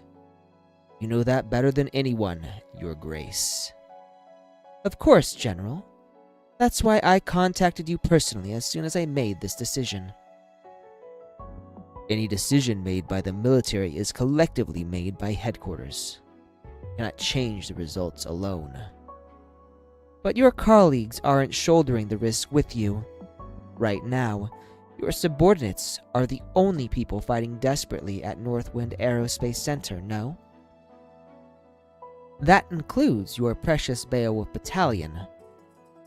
With all due respect, I have been wondering something from the beginning. Did headquarters not take that into consideration before they decided to launch a nuclear strike? Although it was brief, he spotted the reaction she was looking for on the composed, confident face on the screen. The Yggdrasil adjutant is someone who is capable of making miracles happen. He just proved to me again that he is still making new miracles. I am asking you to postpone the nuclear strike, for the sake of our long friendship. The person on the other side of the call didn't commit to anything, hanging up the communication. Orlova smiled bitterly and gently leaned back in her chair. On the table in front of her were the open control panel and her previously lost key. As you can see, I did it. Even though she still looked weak, Haru's condition was stable. Without a doubt, we had rescued her from death's door. You're an incredible person, Adjutant. No. I'm just an ordinary person who wants to protect those I care about. I think you're the same, Duchess Orlova. You can have the key and the remote control panel for the rocket. Regardless of what happens in the future, let's deal with the tree together. My operatives will split into 2 groups. One will follow me down to the door that leads to the launch tower, where the tree is located. The other will head to the mechanism control panel on the top level and open the door. Please watch the command center carefully. Of course, if I fail, you can go through with your plan as if nothing's changed. It was like I was talking to myself. Wait. Come back alive, Adjutant. Okay, so I'm hoping this means that at the end, Orlova actually does not betray us. Alright, so Katya, Tess, and Ichel. That might actually be like the most overpowered team ever. That was really intense. But Oops. convincing Duchess Orlova to be on our side will give us a way better chance. So, let's put on a little show to hold off these bad guys. Well done. We can buy some time for the adjutant and the other operatives, okay? There we go. I'll give you points for bravery. Oh, careful! Don't let them touch you. Volunteer for my next act. Come on, let the show begin. Magic. Bullseye.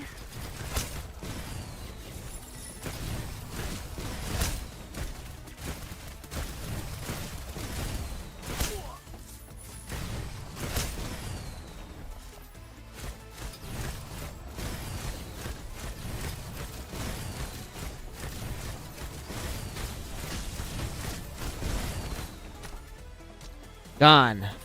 Oh, still one left though. Let's hold on to this.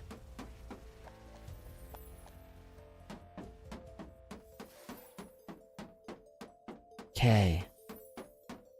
Let's see now. Oh, we got changed.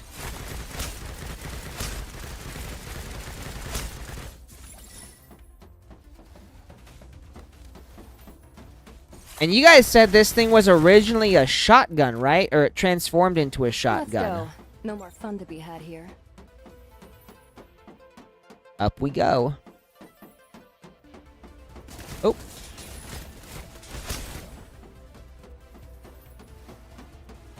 Choop. Choop. That blinking ability might be like one of my favorite That's it. dashes. Run while you still can. Let's hold on to this.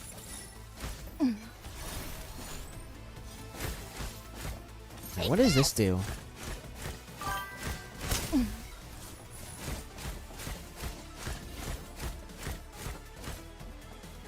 Right, a spread shot.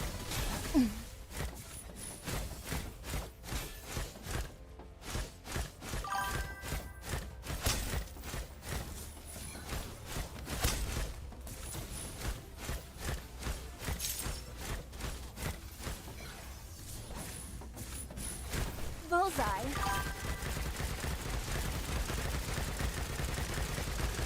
That's it. Let's hold on to this. Oh, Blast! Thanks for coming. done.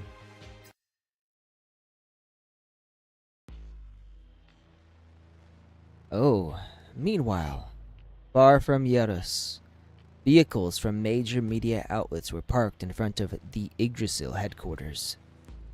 Mainstream media journalists and photographers with cameras were warming up for the event in front of their respective audiences. Oh, it's a guest reporter. This will be the first appearance of Tao, the current director of Yggdrasil Enterprises, since the events at the 5th Research Institute. According to a previous statement published by the Yggdrasil Media Relations Department, this press conference was suddenly announced by Tao to expose the crimes committed by Omega, a former member of the Yggdrasil board. While there has long been an information blockade on Northwind Aerospace Center, it's rumored that the local Quarena faction has essentially broken away from military control, severely endangering the stability of Yerus. Paired with recent reports from other areas in Yerus, it's difficult to believe the Quarena faction isn't behind the massive influx of people from the rear military-controlled area to Northwind Aerospace Center. Frontline agent. Last month, a large-scale conflict broke out near Oswell Steel Mill at the Yerus border, severely damaging the Barency Prebor hard maglev rail. Duchess Tatiana Orlova looked quite uncomfortable during her last interview. Is there something that is being hidden from the public? After the appearance of the Titagen tree, what exactly has been transpiring at Northwind Aerospace Center over the past few months? As the trump card against Titans, what is the Heimdall Force doing now? Alright, here's Tao. She stood in front of the floor to ceiling window in the office, silently observing the ruckus from afar. What kind of rhetoric would serve to publicize the truth while also protecting Yggdrasil as much as possible? Especially the adjutant, along with the reputation and safety of the Heimdall Force. Before, she never troubled herself with these things. There were people on the board more familiar with it. Back then, she just needed to focus on what she was proficient at. But she couldn't do that anymore. Regardless of her quiet nature, in 10 minutes, she had to stand in the spotlight to accept their questions, attacks, and provocations, all meant to trap her. She had read the speech that Ji Chengxi and the Media Relations Department had drafted for her countless times. Each time she read it, she felt more and more disquieted. Guess she's not very good at public relations, this Tao. Should she reveal the whole truth? Or should she continue concealing the truth from the public and just blame everything on the dead Omega? According to the latest updates from the front lines, the adjutant had succeeded in absorbing and transforming the missing Mori fragment, and Orlova was helping him get ready for the next step. But the issue of the tree still hadn't been solved. At that moment, no one could predict what might happen. She looks a little frustrated. You know, what do you want me to do? I don't want you to do anything, lady. There we go. Wait for the tides to shift. Wait for a strong, legitimate reason for you to leverage the company's power. Right, that is what I said. I did say that. Yes. The truth didn't matter. The truth was the least important thing right now. The reason she was doing this by herself was to help attract more attention to the adjutant, thereby protecting him.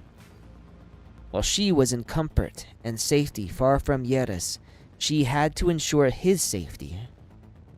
She had to let the world know that there were currently many people still coveting the power of Tytogen. The existence of the trees was more important to some people than human life.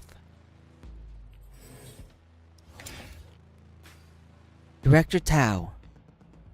Good old Cheng Xing. The girl who walked through the door was dressed in a neat combat uniform. She was wearing a rare hint of makeup. She would be accompanying Tao today to face the pressure of the media.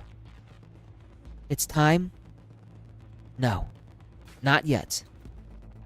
An odd look revealed itself on the girl's face, as if she was troubled by a difficult decision.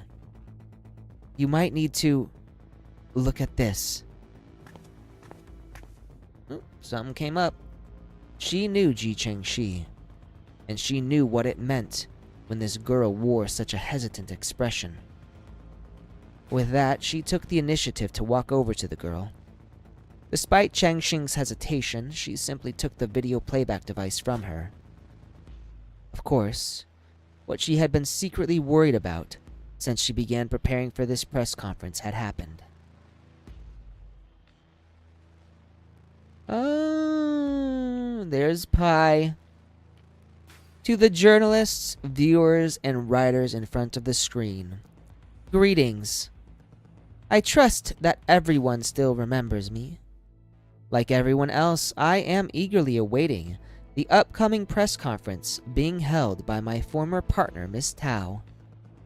Let me guess, you all have so many things to ask her about Northwind Aerospace Center in Yeris. What forces took part in the fight at Oswell Steel Mill? What did the Barency Prebor Hard Maglev Rail train... Why did the Barency Prebor Hard Maglev Rail and train explode? Is the Quarrena faction really suspected of forcing people from the military-occupied zone to participate in inhuman experiments? Did the Heimdall Force and their adjutant play a part in these incidents? That woman has come up with so many lies to deceive you all, just like she used underhanded methods to push me and other individuals out of Yggdrasil. This time, she has even prepared a scapegoat, one who has already passed away. In all honesty, I'm just as curious to hear what she will say to fool everyone. So before she officially takes the stage, allow me to warm up the audience for her first. Man. Should have figured something like this would happen. You two. The temporary distribution camp is here, and we'll be distributing everything here as well. With the Suzdal base at the center of everything, the surrounding Tytogen contamination is incredibly severe. This is the only place that can be considered safe right now. Is this Black Ice Alley? Oh, and there's Nita and Yao. Huh. This place really smells like the street. Reminds me of when I was little. How do they let a place become like this in the Yeris military-occupied zone, though? Sorry, I cannot answer that question. Don't get all nervous, we're just chatting. Hey, you guys come with me and take the inhibitors to the warehouse. Got it.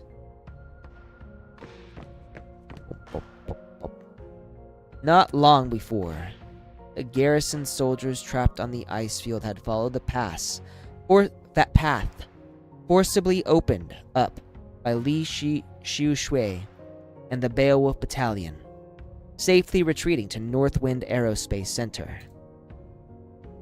Nita and Yao had set out from Yggdrasil's border branch, hovering around the surrounding area as they used a relay technique to refuel in the air before they also received the okay to land. Currently, they and the officers from the Yggdrasil Security Department were transporting the Balder inhibitors from headquarters to the distribution camp set up by the garrison troops. But the girls' thoughts were focused on the adjutant. They wanted nothing more than to immediately drop their cargo and head straight for Suzdale launch base and protect him like life. But before they had left, Thou had warned them that the safe distribution of Balder inhibitors was just as important. Their only objective was to keep everyone still here safe from the encroachment of the Titagen contamination.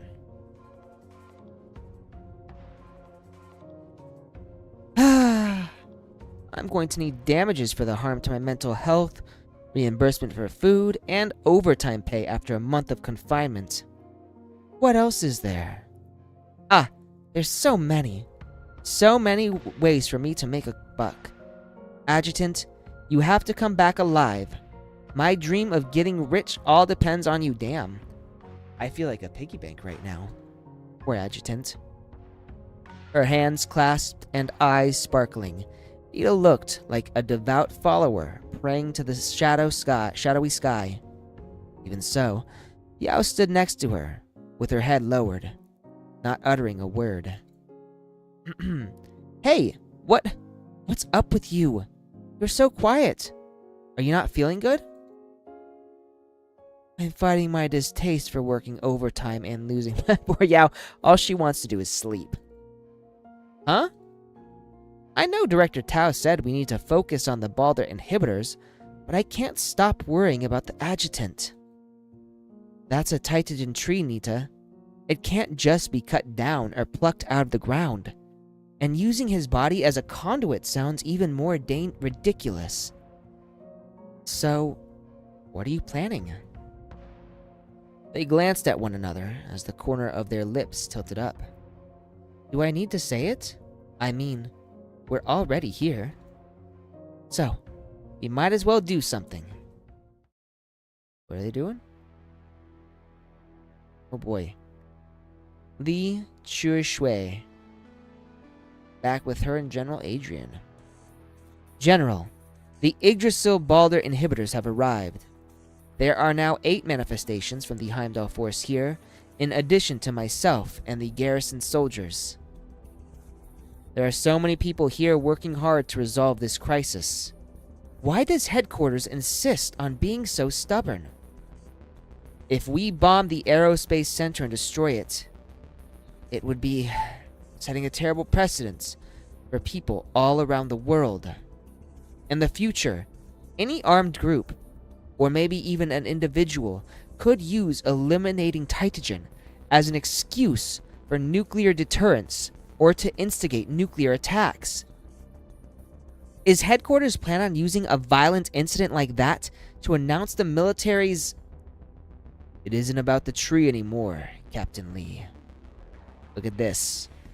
The staff intercepted an order sent by Rozan Quarena to all Special Forces personnel remaining at Northwind Aerospace Center.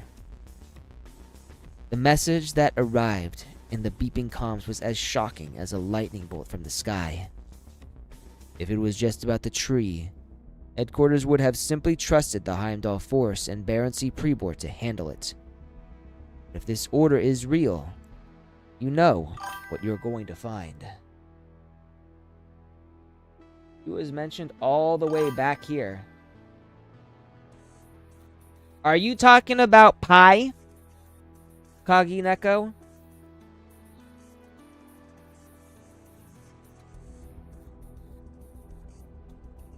Is only 1 hour. Everyone oh, Rosen. Okay. I guess she was. I thought Rosen was a he. Damn. Okay. Alright, I guess I'll find out soon. General Adrian hung up. He was certain that the information he had just given his subordinate was enough to help her understand the best course of action. Captain Lee, so this is where you've been. We've helped you out a lot, right? Why don't you do something in return and pick a few of your men who can come with us? Run. Quickly. What is it? Captain Lee? As Yao and Nita looked confused, Li Shui turned around. Her face was drained of all color, filled with anxiety and rage. Tell Director Tao. Tell your adjutant. Everyone needs to evacuate from Northwind Aerospace Center immediately. Shit's going down, huh? Oh, and I'm guessing Omega's about to become an enemy. He's gonna fragment, isn't he? Deserted. Frigid. There were no signs of life in the empty room. Omega's corpse, hanging by Gustav's portrait, made the atmosphere all the more depressing. That depression made her heart pound. But was that feeling almost euphoric? Perhaps her heart was overflowing with so many emotions that she couldn't tell what in particular was making her feel so suffocated. She could only breathe in the filtered air from her nebulizer in big gulps, taking deep breaths that thickened each time to control the trembling pleasure racking her body. She slowly made her way closer to him until the scent of blood and ink on the picture frame combined together and inundated her brain until his death was undeniably visible to her. She reached out with slender fingers. This is Duchess Orlova, isn't it? Carefully and gently lifting up his askew collar. She placed his fallen mantle back on his stiff, lifeless shoulders. But in the next second, his mantle slipped down once again. Ha! Ah, you. She took a small step backward, reached up with her finger, and gently swept away a tear from the corner of her eye. A hero, liar, careerist, a puppet suspended on strings of a desire for power and a fear of death. How could someone like you be from Nityeris? Someone so greedy for life and petrified of death. You've spent your entire life going through so much trouble to be a traitor, snarling like a dog wherever you go, troubling everyone around you. In the end, did you avoid death? Sergei Dobrinin? Oh, Aiden.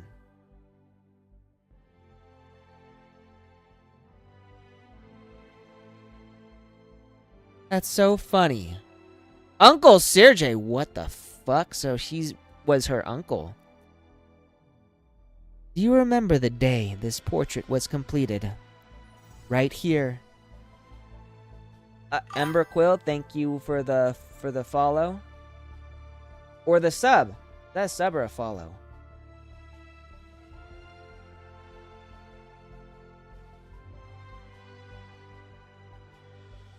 Right here.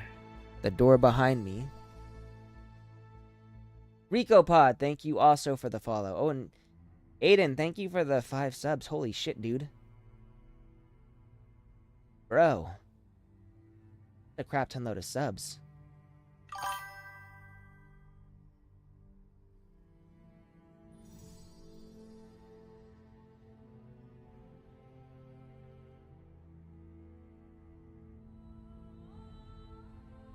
Just watching that. Hang on. Okay, I'm spacing out here. Give me a second. Right here. Door behind me. You were the one who brought me in to see it. He's going all the way. I actually don't even know what the subs do exactly.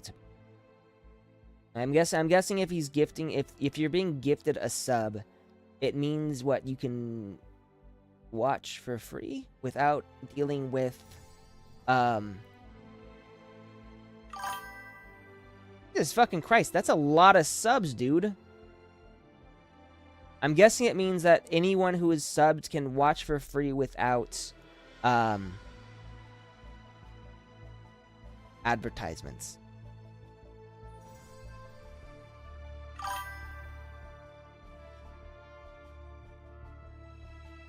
He did. He went all the way.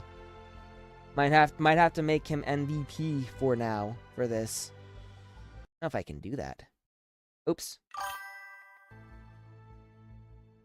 Hey, babies. You're looking awfully comfy. Welcome to the stream. Back then, my father... Ah, right. He was standing here, and Uncle Gustav was across from him. This entire room is filled with your generation's achievements, the glory of the past. The mightiest generals and leaders in all of Yeris are here. The scent of blood lingers on you all, the old guard who survived life and death combat on the battlefield. When I stood in your presence back then, I was so terrified that I would almost faint. But you'd tell me jokes to calm me down, and joke about yourself. You said one day you'd ask the citizens of Yeris to paint a portrait of you and hang it next to Uncle Gustav. You said every hero in this room deserved to be painted and displayed. Then, you looked at me seriously and said that after a few generations, when the future people of Yeris came here and admired you all as heroes. It's always good to be comfy. That's a lot of subs right there. I think that's like every single person who watches my streams right now. Jesus Christ, man. That's a lot. Wow. I appreciate you, bro.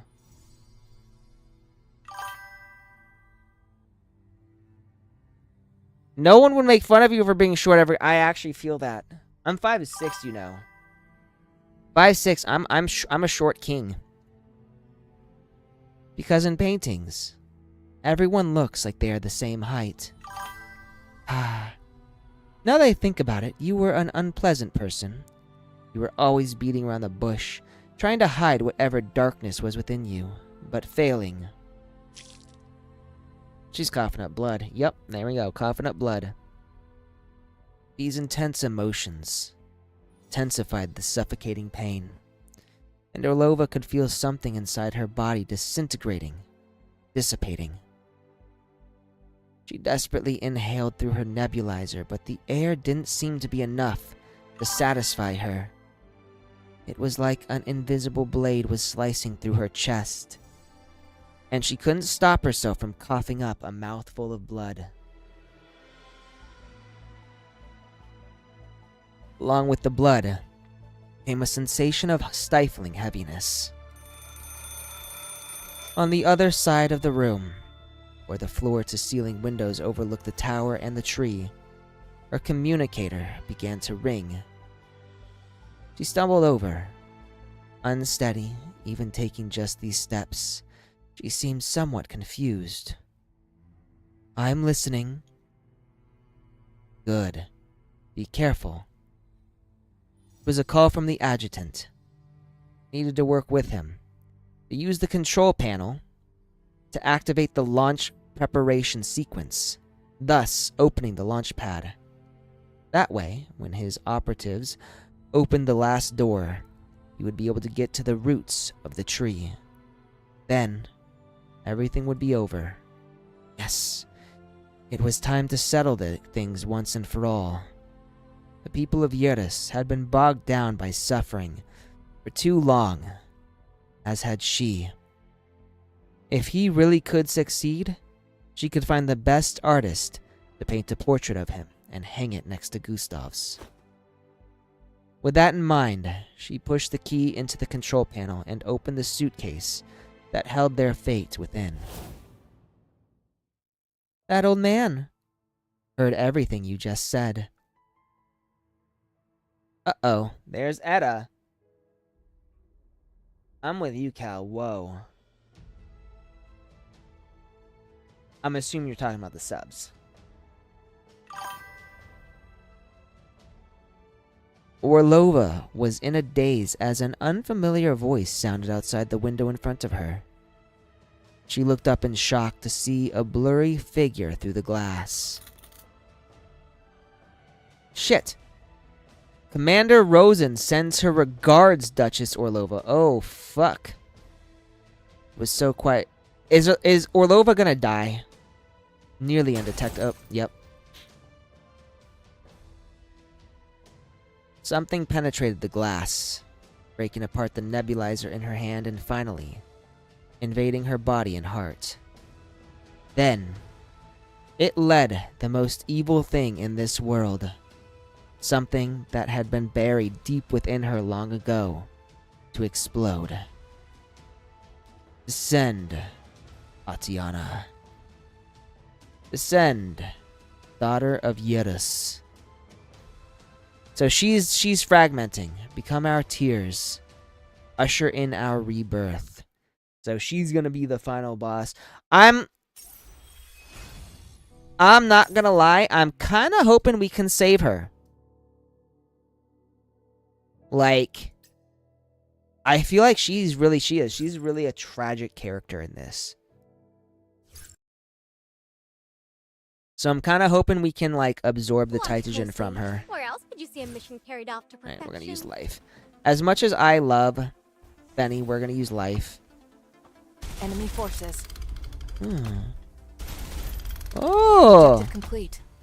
Awaiting orders. This place is like some kind of labyrinth. I always hated mazes in games. We're running out Ooh. of time. We need to Let's go activate here. those control valves to open a path to Wait. the tree. Okay, so we need to do Fenny, help us clear the way. 1. That's exactly what I was about to do. You guys better keep up.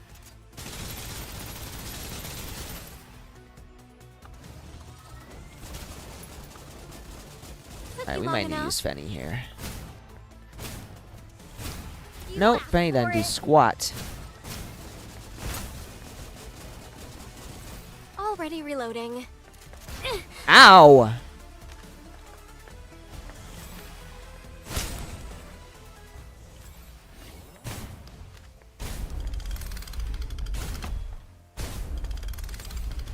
Ooh.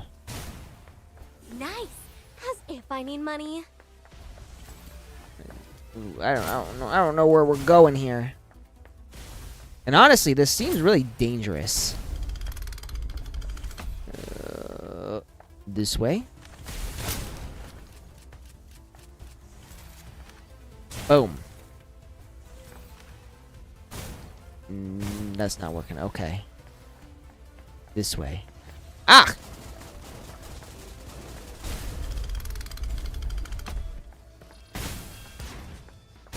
Angry little bots. Take a bow.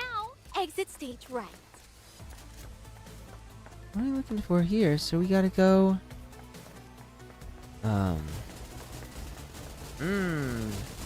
This way. Oh,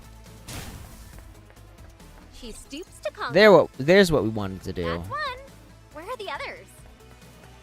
Whoever designed this place must have had no sense of direction. Yeah, whoever What do you mean by designed this that? place was directionally He challenged. designed it to make others feel his pain of getting lost.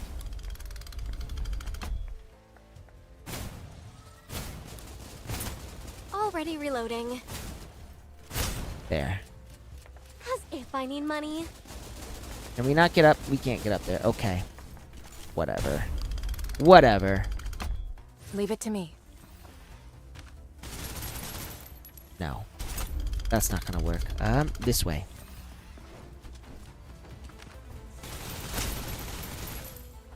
That looks dangerous.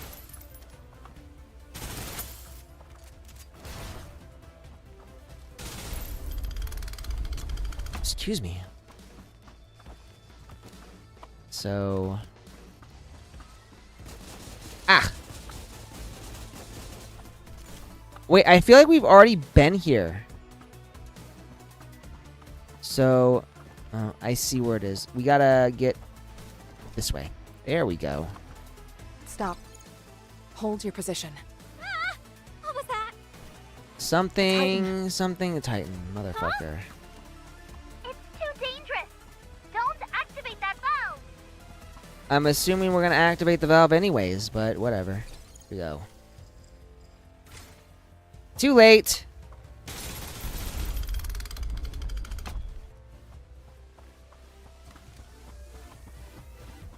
This way. These fluctuations. Is it Emir?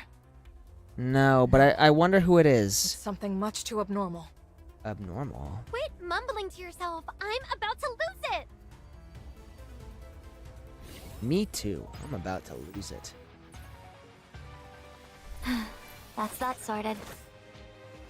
So I do wonder. I wonder about like the subs with me, cause like even though I know I'm affiliate, but I don't think I've made a single cent from Twitch. So I have no idea like what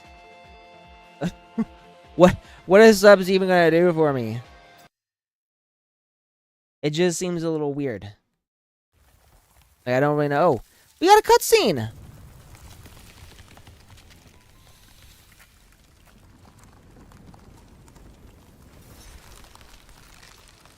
Is that Orlova? That's Orlova in there, isn't it? A Titan? That's just Orlova. She... With her body is the same as mine now. Huh? What's the same about them? Raging wind howl. It doesn't look like the Titagen is completely taken over yet. Well, so I think Is the human part of it still oh, intact? something's happening here. If What's she going on falls here? out, she will lose to the tree. We gotta destroy these things. Bullseye.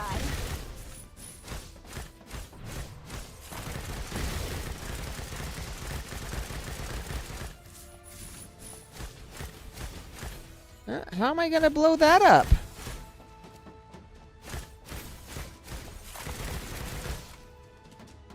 Ugh.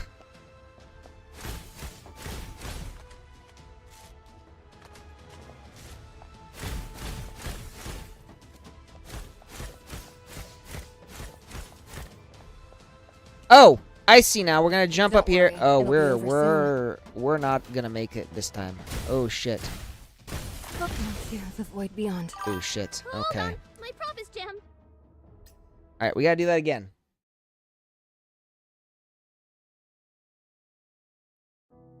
No, I think, babies, I think I am affiliate. I'm affiliate. Wait a second. I'm fairly certain I'm affiliate. Let me go into Twitch. To my channel. Your dashboard. I don't know what any of this means. Hang on. Oh. So I've earned $40.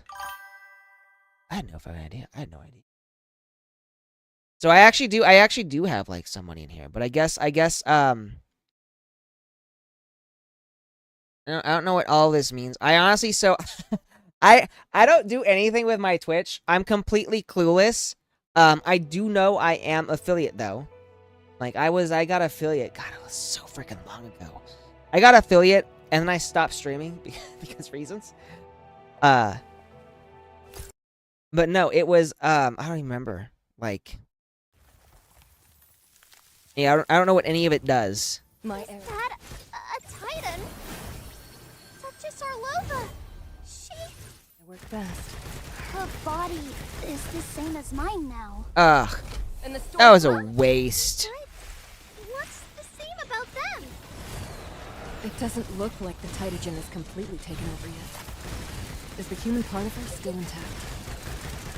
If she falls out, she will lose to the tree.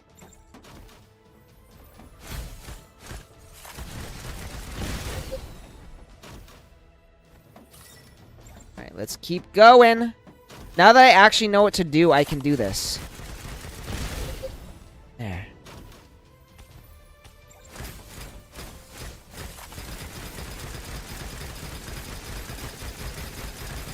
Keep attacking.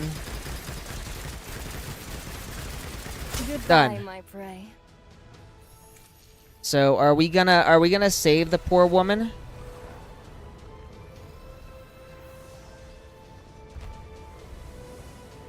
Come on, adjutant. You can do something. Ooh, the audio here is kind of bad.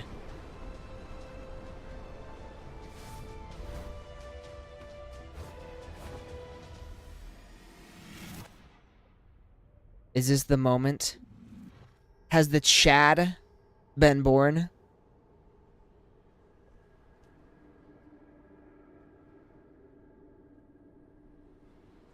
Jellyfish. I think that's technically like supposed to be like a brain almost.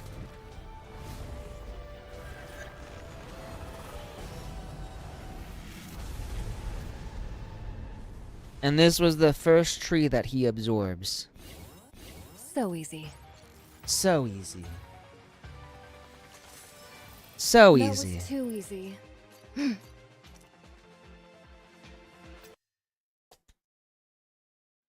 Yay, we finally did something. Hey, Adjutant Lazybones, get up. 5 more minutes.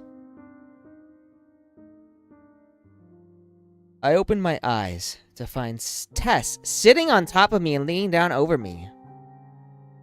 When she saw me waking up, she pulled back her hand that was holding on to my nose. Was she trying to strangle me? She was trying to suffocate me. Oh my god. Unbelievable. It's rare to get a vacation while we're on official business. Why are you lying around as soon as we got here? Because I'm tired. Official business? Vacation?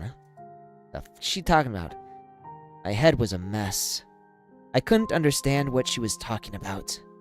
Maybe I really had been lying down for too long. Every joint in my body was sore. I instinctually flipped over, and several magic cards fell from my face onto the plush rug mat next to the counter. Was she trying to make like a card house on my face? I just made a bet with him to see how many cards I could put on you before you woke up. I covered you in them and you didn't even notice. I must have been tired. Them?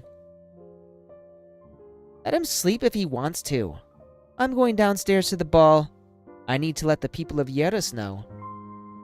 Yeris? Yeris? If you guys want to go, just go. All this noise is distracting me from speedrunning. What game is Acacia playing, I wonder? You came all the way here and you want to lay in your room and play games? That's Acacia's way. I'm an old lady, okay? No, you're not. Shut your face. My waist and legs are giving out. I don't like to move around as much as you do. Old lady Acacia. No. Something wasn't right. What's the matter, Adjutant? Is something wrong? Everything. Wait. Is this a hallucination? I suffered through the pain in my joints and tried to stand up. I then realized I remembered this place. It was the parlor at Orlov Mansion. I shouldn't have been there. Yes, you shouldn't be here. Quarena Sargent, you Yggdrasil people never should have involved yourself in Yeris affairs. Oh, fuck your face. We spent so much time preparing. We were only one step away from capturing Duchess Orlova and the rebels behind her. What? It's all your fault. You like murdering people? Heimdall, Adjutant. Yes. I'm gonna go with yes. Oh, it's Millwood. Fuck this guy. It's in his nature. Once he started, it only got worse. After killing the first one, there will only be countless others.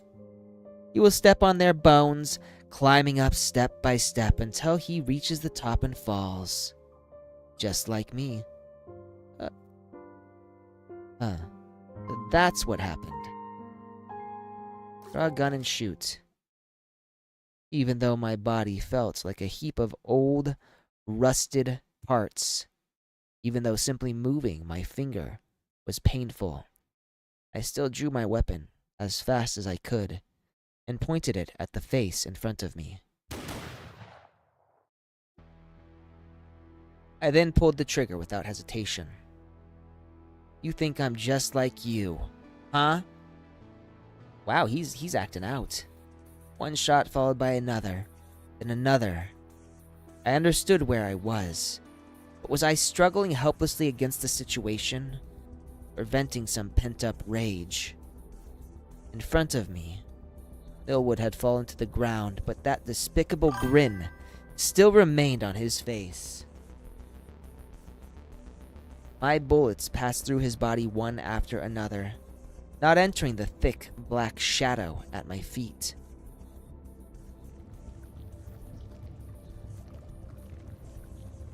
Looks like these little games are only good for making you angry. They can't make you forget who you are. What a boring trick. Yes, it's a boring trick, Etta.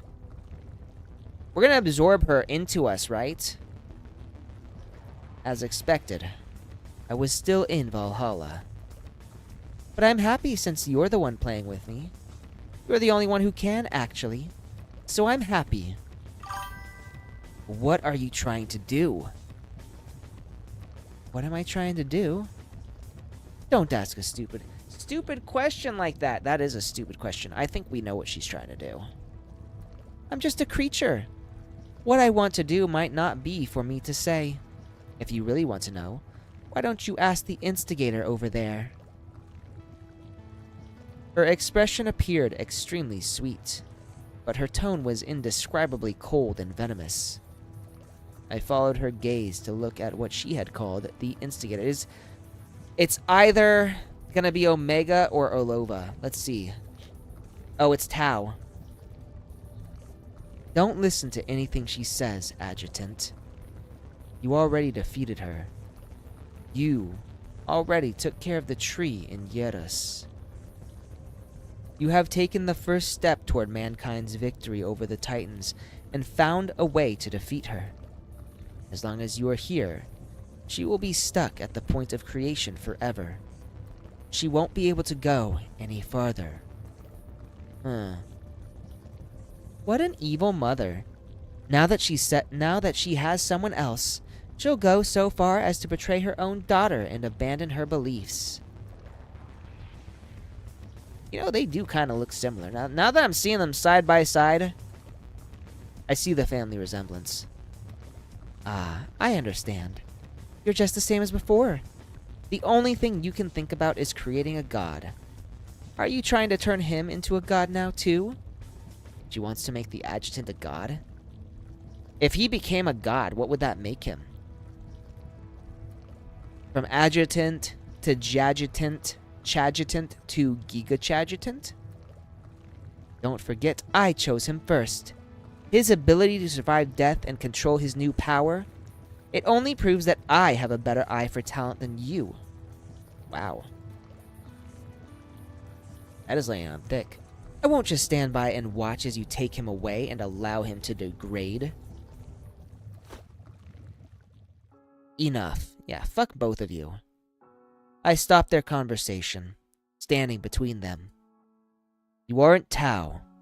At least, you aren't the Tau I know.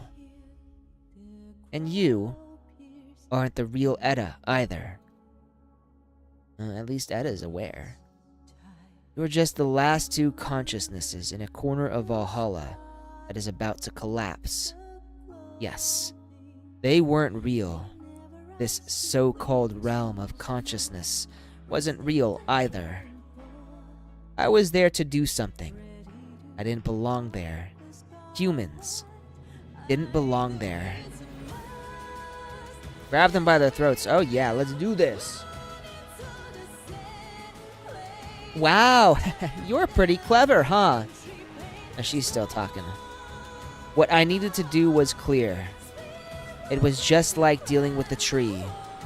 I needed to use my body as a conduit to cause the two disguised individuals in front of me to vanish. Then, everything would be over. I, the Heimdall Force Adjutant, wanted to go back to my own world. There were lots of people there waiting for me to go back.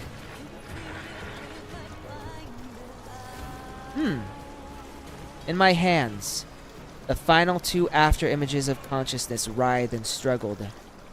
They even felt alive, with powerful heartbeats. Unwilling to give up, they constantly transformed before my eyes, until they took on the appearance of the people I cared about. For a moment, I almost couldn't help letting go. Adjutant, don't let go. They aren't real. They're bad. I'm not there. That's right. I heard friendly, familiar voices echo in my ears. It was just like before. I felt like life and Ichol were behind me, surrounding me, protecting me. It made me even more determined to end this and get back to them. Back to the world where my operatives were. Get in here, and then disappear. Yeah. So we're absorbing them, right? When I opened my eyes, I immediately recognized where I was. The tall figure that my eyes landed on astonished me. You're awake. It's never ending, huh? I reached out for my holster without a moment's hesitation, intending to draw my gun and fire at the illusion in front of me. However, the place I reached for was empty. I couldn't help lowering my gaze in shock. Forget my holster. All of my clothes had been changed. When I looked around again, I realized that all of my operatives were also standing in the room, looking at me with uncertainty. I'm glad they're just as confused as I was. Test to see if this is real. Am I gonna grab a boob? That's what I need to do. That's not gonna work. I suddenly reached out and pinched the flesh on my thigh hard. The shooting pain caused me to suck in a breath of cold air through my clenched teeth. Honestly speaking, I think when you believe you're dreaming, hurting yourself doesn't actually work. You gotta do something else. Ouch. What are you doing? Her icy face, that rarely ever thawed, blushed in response to what I did. Behind her, Katya seemed to be the first to react, openly laughing her head off. What an idiot. You still think you're in Valhalla? Her charming blue eyes sparkled as she stared at me. Relax. Your body isn't showing any adverse effects from the Titagen now. You were unconscious for 2 days, but now you're back in this world. Am I really back? I looked to Life and Ichol for help. They were the 2 people who had entered Valhalla with me, so their responses would go further in convincing me. Yes, you're back. Ichol's pouting. Life leaned back against the wall, arms crossed, and a slight smile on her face. Only her faintly furrowed brow betrayed her, letting me know she had been worried up until now. Adjutant, you big dummy. I'm not a dummy. Why is she calling the adjutant a dummy? Ichol put her fingers to her forehead like horns, reminding me that if I wasn't actually back, she would look different, right? Her adorable tone and expression caused everyone in the room to laugh. Seeing this, my heart finally swelled. Finally. It's over. Yes, it's over, but there are still some things we need to talk about. I raised my head as she spoke, my eyes meeting hers. Didn't the adjutant just wake up? Give him a moment. Tatiana Orlova is gone. She turned into a Titan because someone had been sabotaging her nebulizer with Titagen, causing it to accumulate within her body, so we couldn't save her. On the day of the incident, the military intercepted an order from Commander Rosen, the leader of the Querena faction, to the assassins, but no one expected their target to be her. We got rid of the tree in Yeras, but our enemy also took away the last leader who could maintain order in the region. That's kind of sad. I was hoping we would save her. The aftermath won't be much easier to handle than uprooting that tree. Damn. Later, it took me a while to understand everything Tao explained to me. While I was forced to fight Orlova after she transformed into a Titan, the remaining board members were derailing Tao's plan through the media. If the Heimdall operatives and I hadn't defeated Orlova and dealt with the tree, Yggdrasil would probably be faced with endless criticism and no way to refute it right now.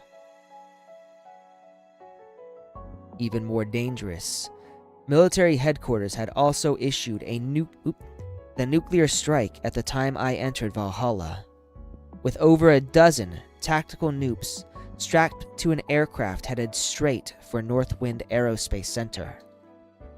At the last second, Nita, Yao, and Li Shuishui made their way to Suzdal Launch Base to help us and spotted the tree on the launch tower dissipating.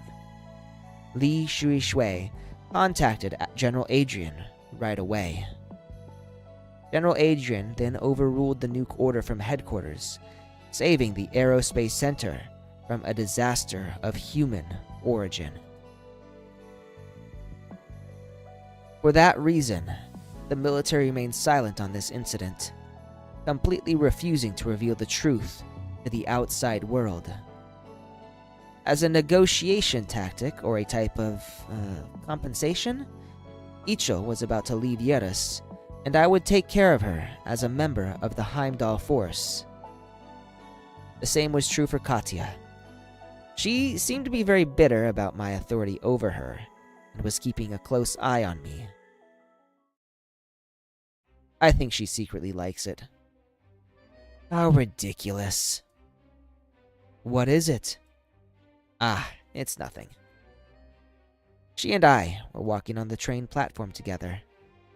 Other than Life, Katya, and Ichil, who had elected to stay with me to handle some of the aftermath, the other operatives had taken a train straight to Yggdrasil headquarters. Tess, with all her knowledge of the situation in Yerus, should have stayed too, but she was as worried about Haru's injuries as I was.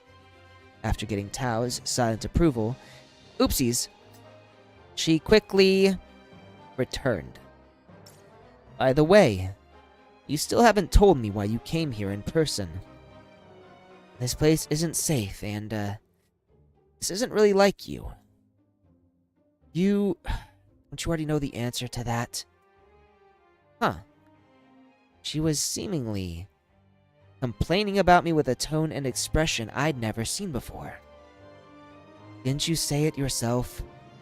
You wanted me to act like a true superior and take care of you all. So that's what I'm doing. God, she's so awkward. She said those words like she had been defeated. Then, she turned and left, leaving me standing alone on the platform. Is she embarrassed? Under the colorful aurora in the night sky, Sechin railway station remained mysterious and beautiful. But unlike when I first arrived, it no longer looked like a massive monster looking to devour someone. A cold breeze blew past my face, causing me to shiver and pull my arms close to my body. I looked up at Suzdal Launch Base, illuminated by the scattered lights on the platform. There's something bad staring at me over there. I don't want it to win. Right, this was when Etchel was having a glaring contest with something. Yeah, we didn't let it win.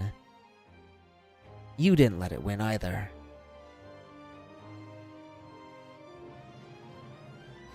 The sun will definitely come out in Yerus tomorrow. I really do feel bad for Orlova. Gonna be honest. Like at the very end, like just when we had all been on the same page, she winds up getting offed. Poor woman. So I think we're going to do this one last file, and then I'm going to head out. I got stuff to do. Got to figure out my car situation. I still have some work to finish.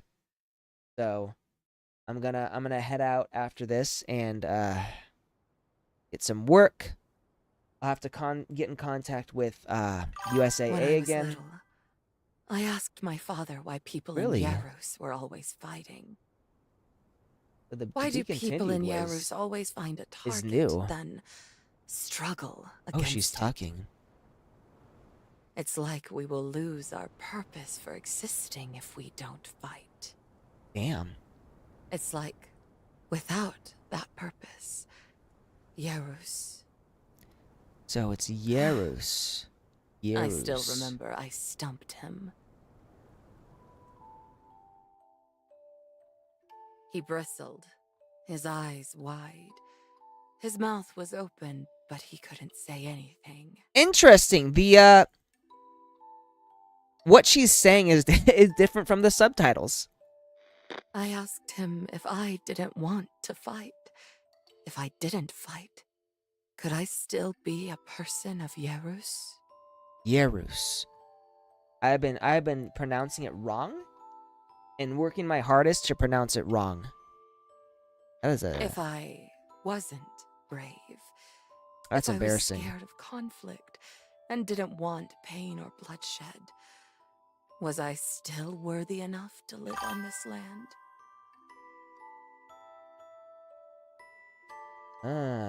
After close to a... Got it.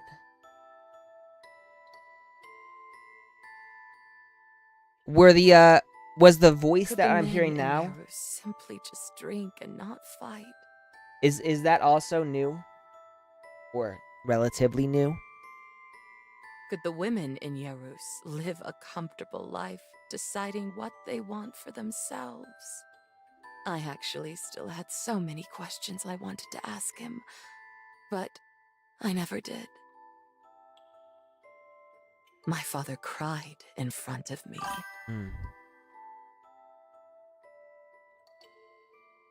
So I'm assuming at some point. Yeah, well, so, and I know, yeah, I know that the voice acting came around chapter 14.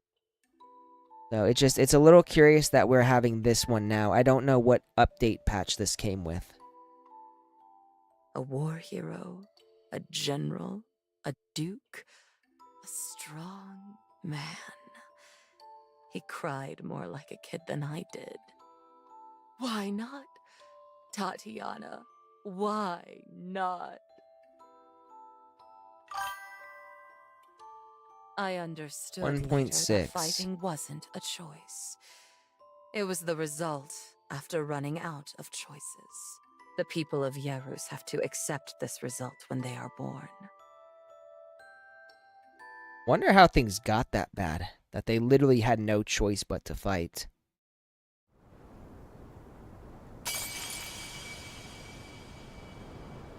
Not the best cutscene I've ever seen, but okay.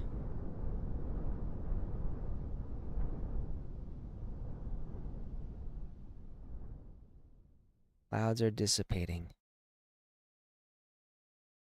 Father, I lost. This world is really cruel. It's wanton and unreasonable, and won't give me a chance to fight back. I couldn't win against it. You used to say that people who lost in battle were cowards. Now I'm a coward too. Can I still see you, Father? Can I still go to the Yarus that you and Uncle Gustav promised? That Yarus? God, this is making me emotional.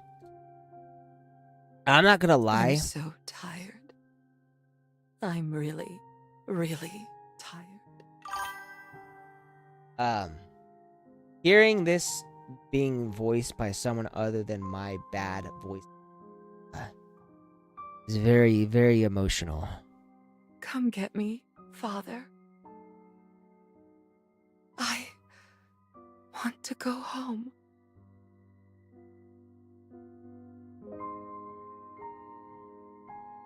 I found it in that room, after I went back to Sizdo Launch Base to dispose of Omega's remains. It's on the other side of the room, on the floor, next to the control panel right in front of the smashed window. That must be where Tatiana was attacked by the assassin, fell, then...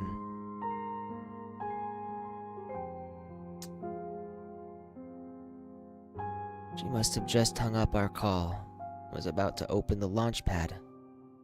That's why she came over here.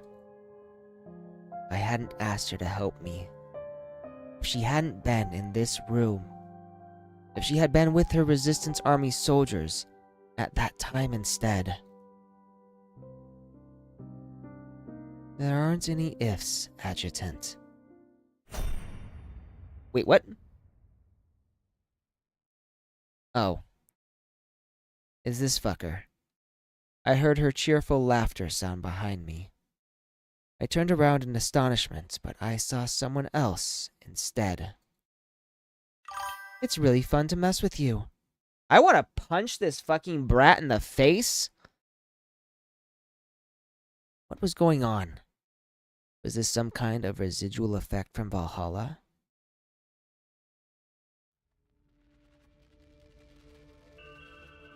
Ever since I took care of the tree and survived Valhalla, Edda had been haunting me like a ghost, showing up occasionally to toy with me.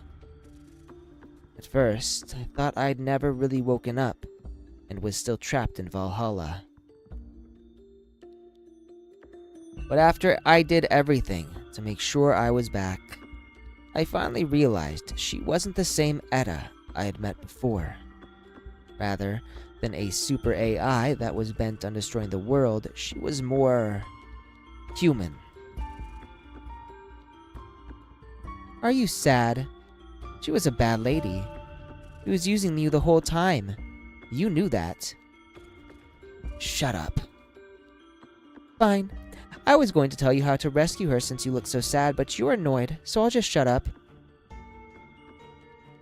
Do you think I'm an idiot? She was... I didn't want to think about what she looked like in those last moments. Her willpower was still fighting the tree until the very end. Tatiana Orlova was a true person of Yerus. She was worthy of her name and able to handle the responsibility of being a leader. Yeah, that's right.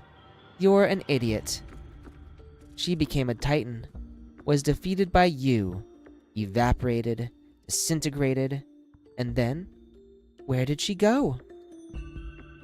Everything cycles through this world over and over again. Nothing ever truly disappears. You've clearly got a handle on that ability of yours, but you don't even understand this fundamental principle. If you can maintain your individuality in Valhalla, you can also find others within it. Whether she continues to exist or disappears completely depends on whether you forget her.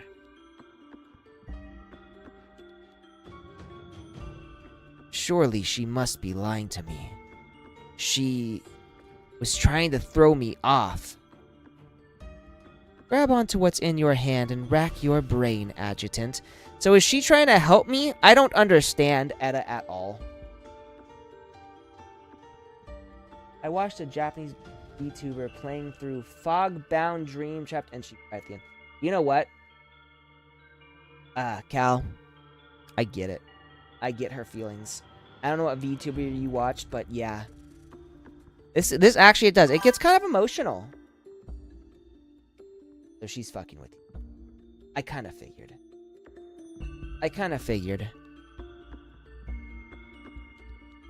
Either she's fucking with me or you're fucking with me. I don't know yet. That's the last clue you have to find her deep within your mind. Is that it? Is that it? Yep, that's it. Okay. So, we have done all of Chapter 12.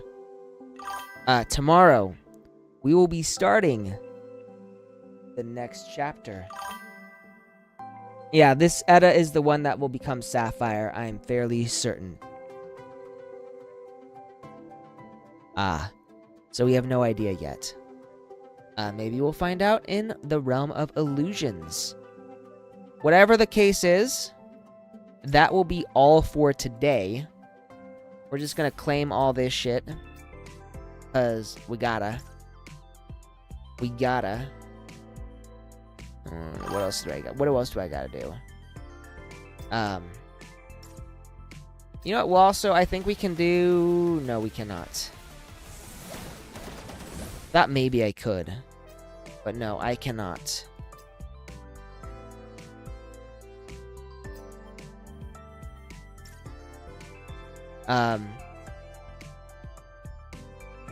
Is there anything else maybe this. Claim all this at least. I'm sure that will be useful to me.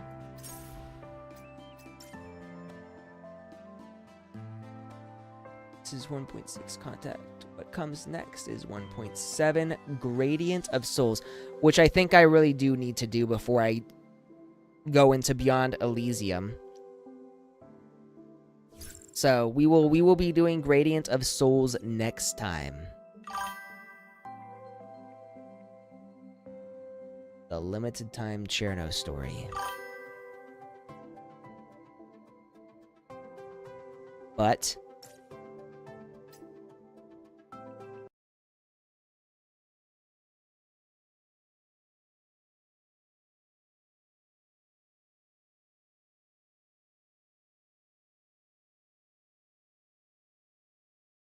right, so a few things really quick before we move on, or before I move out. First things first.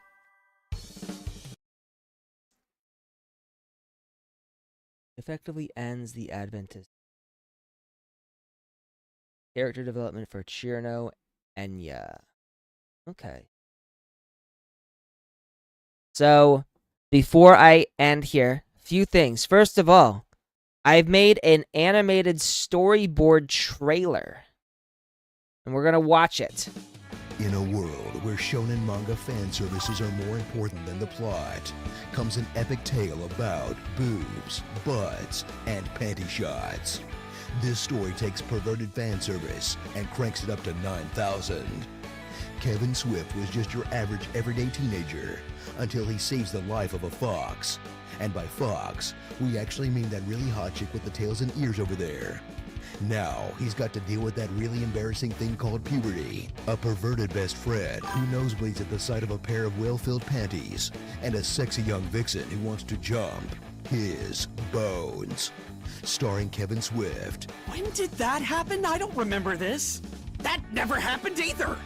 Don't tell them such an obvious lie and stop ignoring me. That one is actually true. But the rest are complete lies. And Lillian Nevma. My name is Lillian Nevma, but you may call me Lily or anything else you would prefer. She's naked, by the way. However, I would be particularly pleased if you called me you sexy thing, you. My 3 sizes are bust, 99, hips, 58, and waist, 90. A Fox's Love. It's so etchy, you'll get a nosebleed just from reading it. This book may not be suitable. So, that's a trailer that I'm in the process of making. It's just the storyboard right now. Don't know if you all want to go on and watch more of that. Thank you. Geek Cinema. If you guys want to help with the development of any kind of story-related content like this, please consider coming on to my Patreon and subscribing. That's where I write my stories, where I get monthly artwork commissioned, and of course, it is what is allowing me to make this animated trailer. So I'd appreciate any help if you guys want to. And last but not least, I think I'm gonna find someone to raid. You don't have to stay for the raid if you don't want to. I just want to give whoever I choose some numbers. So Let's see. These are big guys. We don't need to bother with them. Let's see who's here. We've got someone. Someone playing Honkai. Don't know who that is. We've got something wholesome. I don't know. Who's a good person to raid? I kind of want to raid someone smaller who could use the views. Like I feel like smaller streamers need the help. So I want to raid someone who needs some good views. So we got this person's playing Dispatch. And since we got people doing indie games, let's find someone who's doing indie games. Bunny. Hachi, I don't know who this is. She got 41 views. She got 6 views.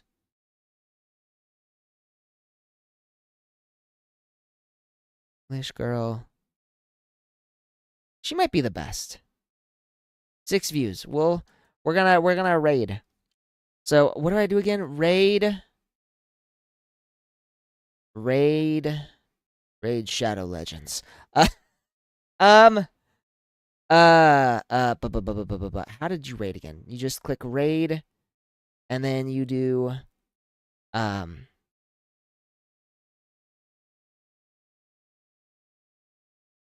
Bell, Bunny, VT. Is this how you do it? Does this work? Is this what you do? Does it not what you do? No results found. So maybe raid Flash Bunny TV. Maybe I'm spelling that wrong. Maybe my spelling is just bad. Raid slash. Where'd she go?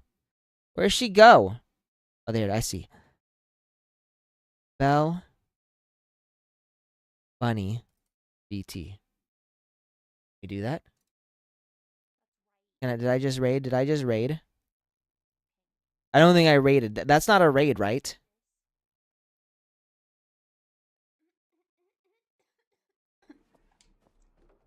Okay, that's not a raid. How do you raid? Hang on. I need to know this again. How to raid on Twitch. This is gonna hurt. So, okay. So type raid Bell Bunny BT. I'm coming. Where you at? There we go. Hide the board. Is that what I'm doing? I was burned too much. Did that work?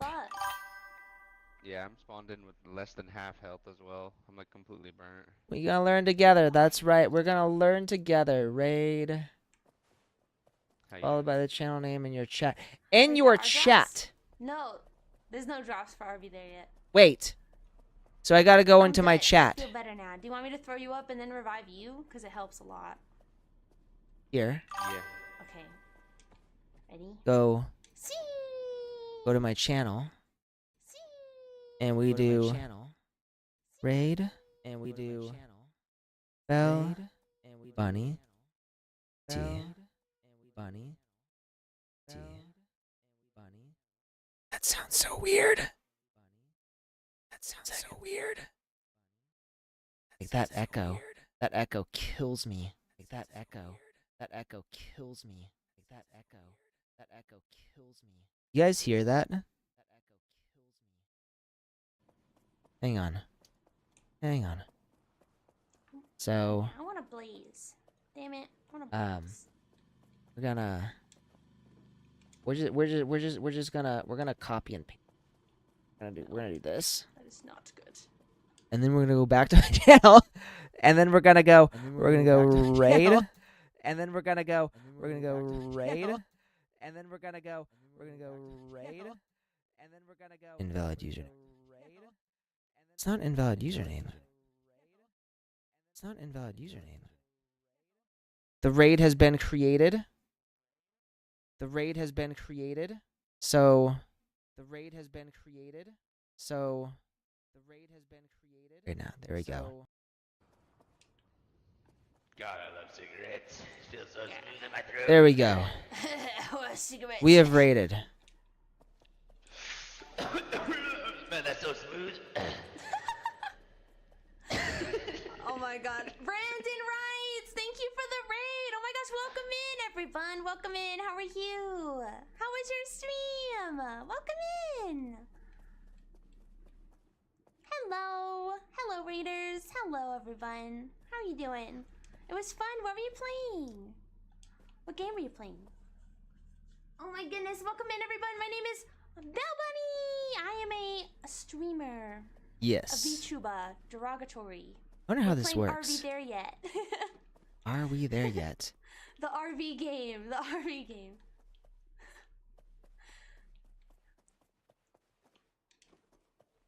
We're rough and tumble. Yeah, what's Snowbreak? Ooh. Playing Snowbreak? Ooh. That's cool. Yeah. Yeah, this is like a multiplayer trying to get out of certain situations. Waifu RPG gotcha shooter game. Oh, hell yeah. Hell yeah. We love the waifus. The waifu shooters.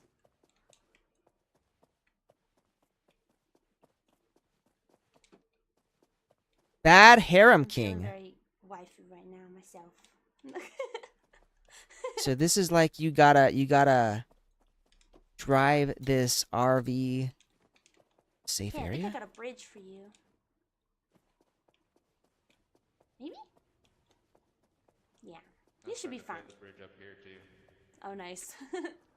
Should be good up here. Oh no, what's that's the one of the goon things room? I What? Yes, we do. This is like, we gotta drive the RV to a safe area? Yes. All right. It's like an obstacle course. I feel like I can describe end my this game stream like now, so I'm gonna obstacle end the course, stream. kinda? You guys can stick around with we have Bell to climb Bunny all if the you way up. want, but It's like getting you don't over have it, to. but with an RV. Yeah, exactly. Like getting over it, but with an RV. Yeah, it's real cool because you can smoke. Yeah, smooth. I love cigarette. Oh, my I God. love cigarettes. God, the echo in here is so bad. Alright, you think you can drive? Oh, yep, okay. He's dead ass sure. Okay. Alright, let's go. Holy shit. Okay. But yeah, oh my gosh, thank you again, Brandon, for the raid. I really appreciate you. Dude, stop! Okay, we're good. No, Nope, we're not! nope, nope. We're good. We're good. Trust the process. Jesus Christ! What the fuck is happening? Okay, I'm putting it in park. I'm not good now. I think I need a winch to something. Okay, I have some winches down here, but I don't know how to get back up to you. I just hurt myself real bad. Real bad. I can't even get out of the RV. Oh shit. Pivot? Oh wait, I can get up to you. Wait, I see a spot. Hang on. I come this way. Can you guys still see me, by the way? This way.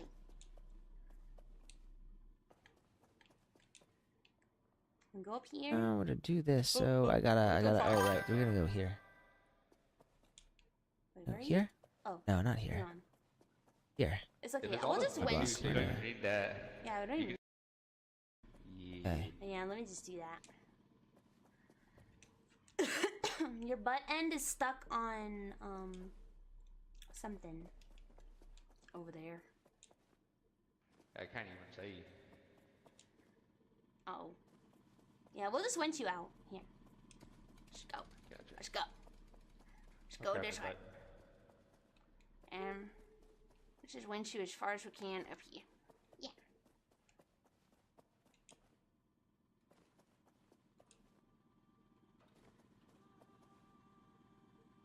Oh. All right, I'm gonna end my stream now. Thank you guys for joining me. No, you're fine. You're fine. You're fine. You're fine. Give a little bit of slack.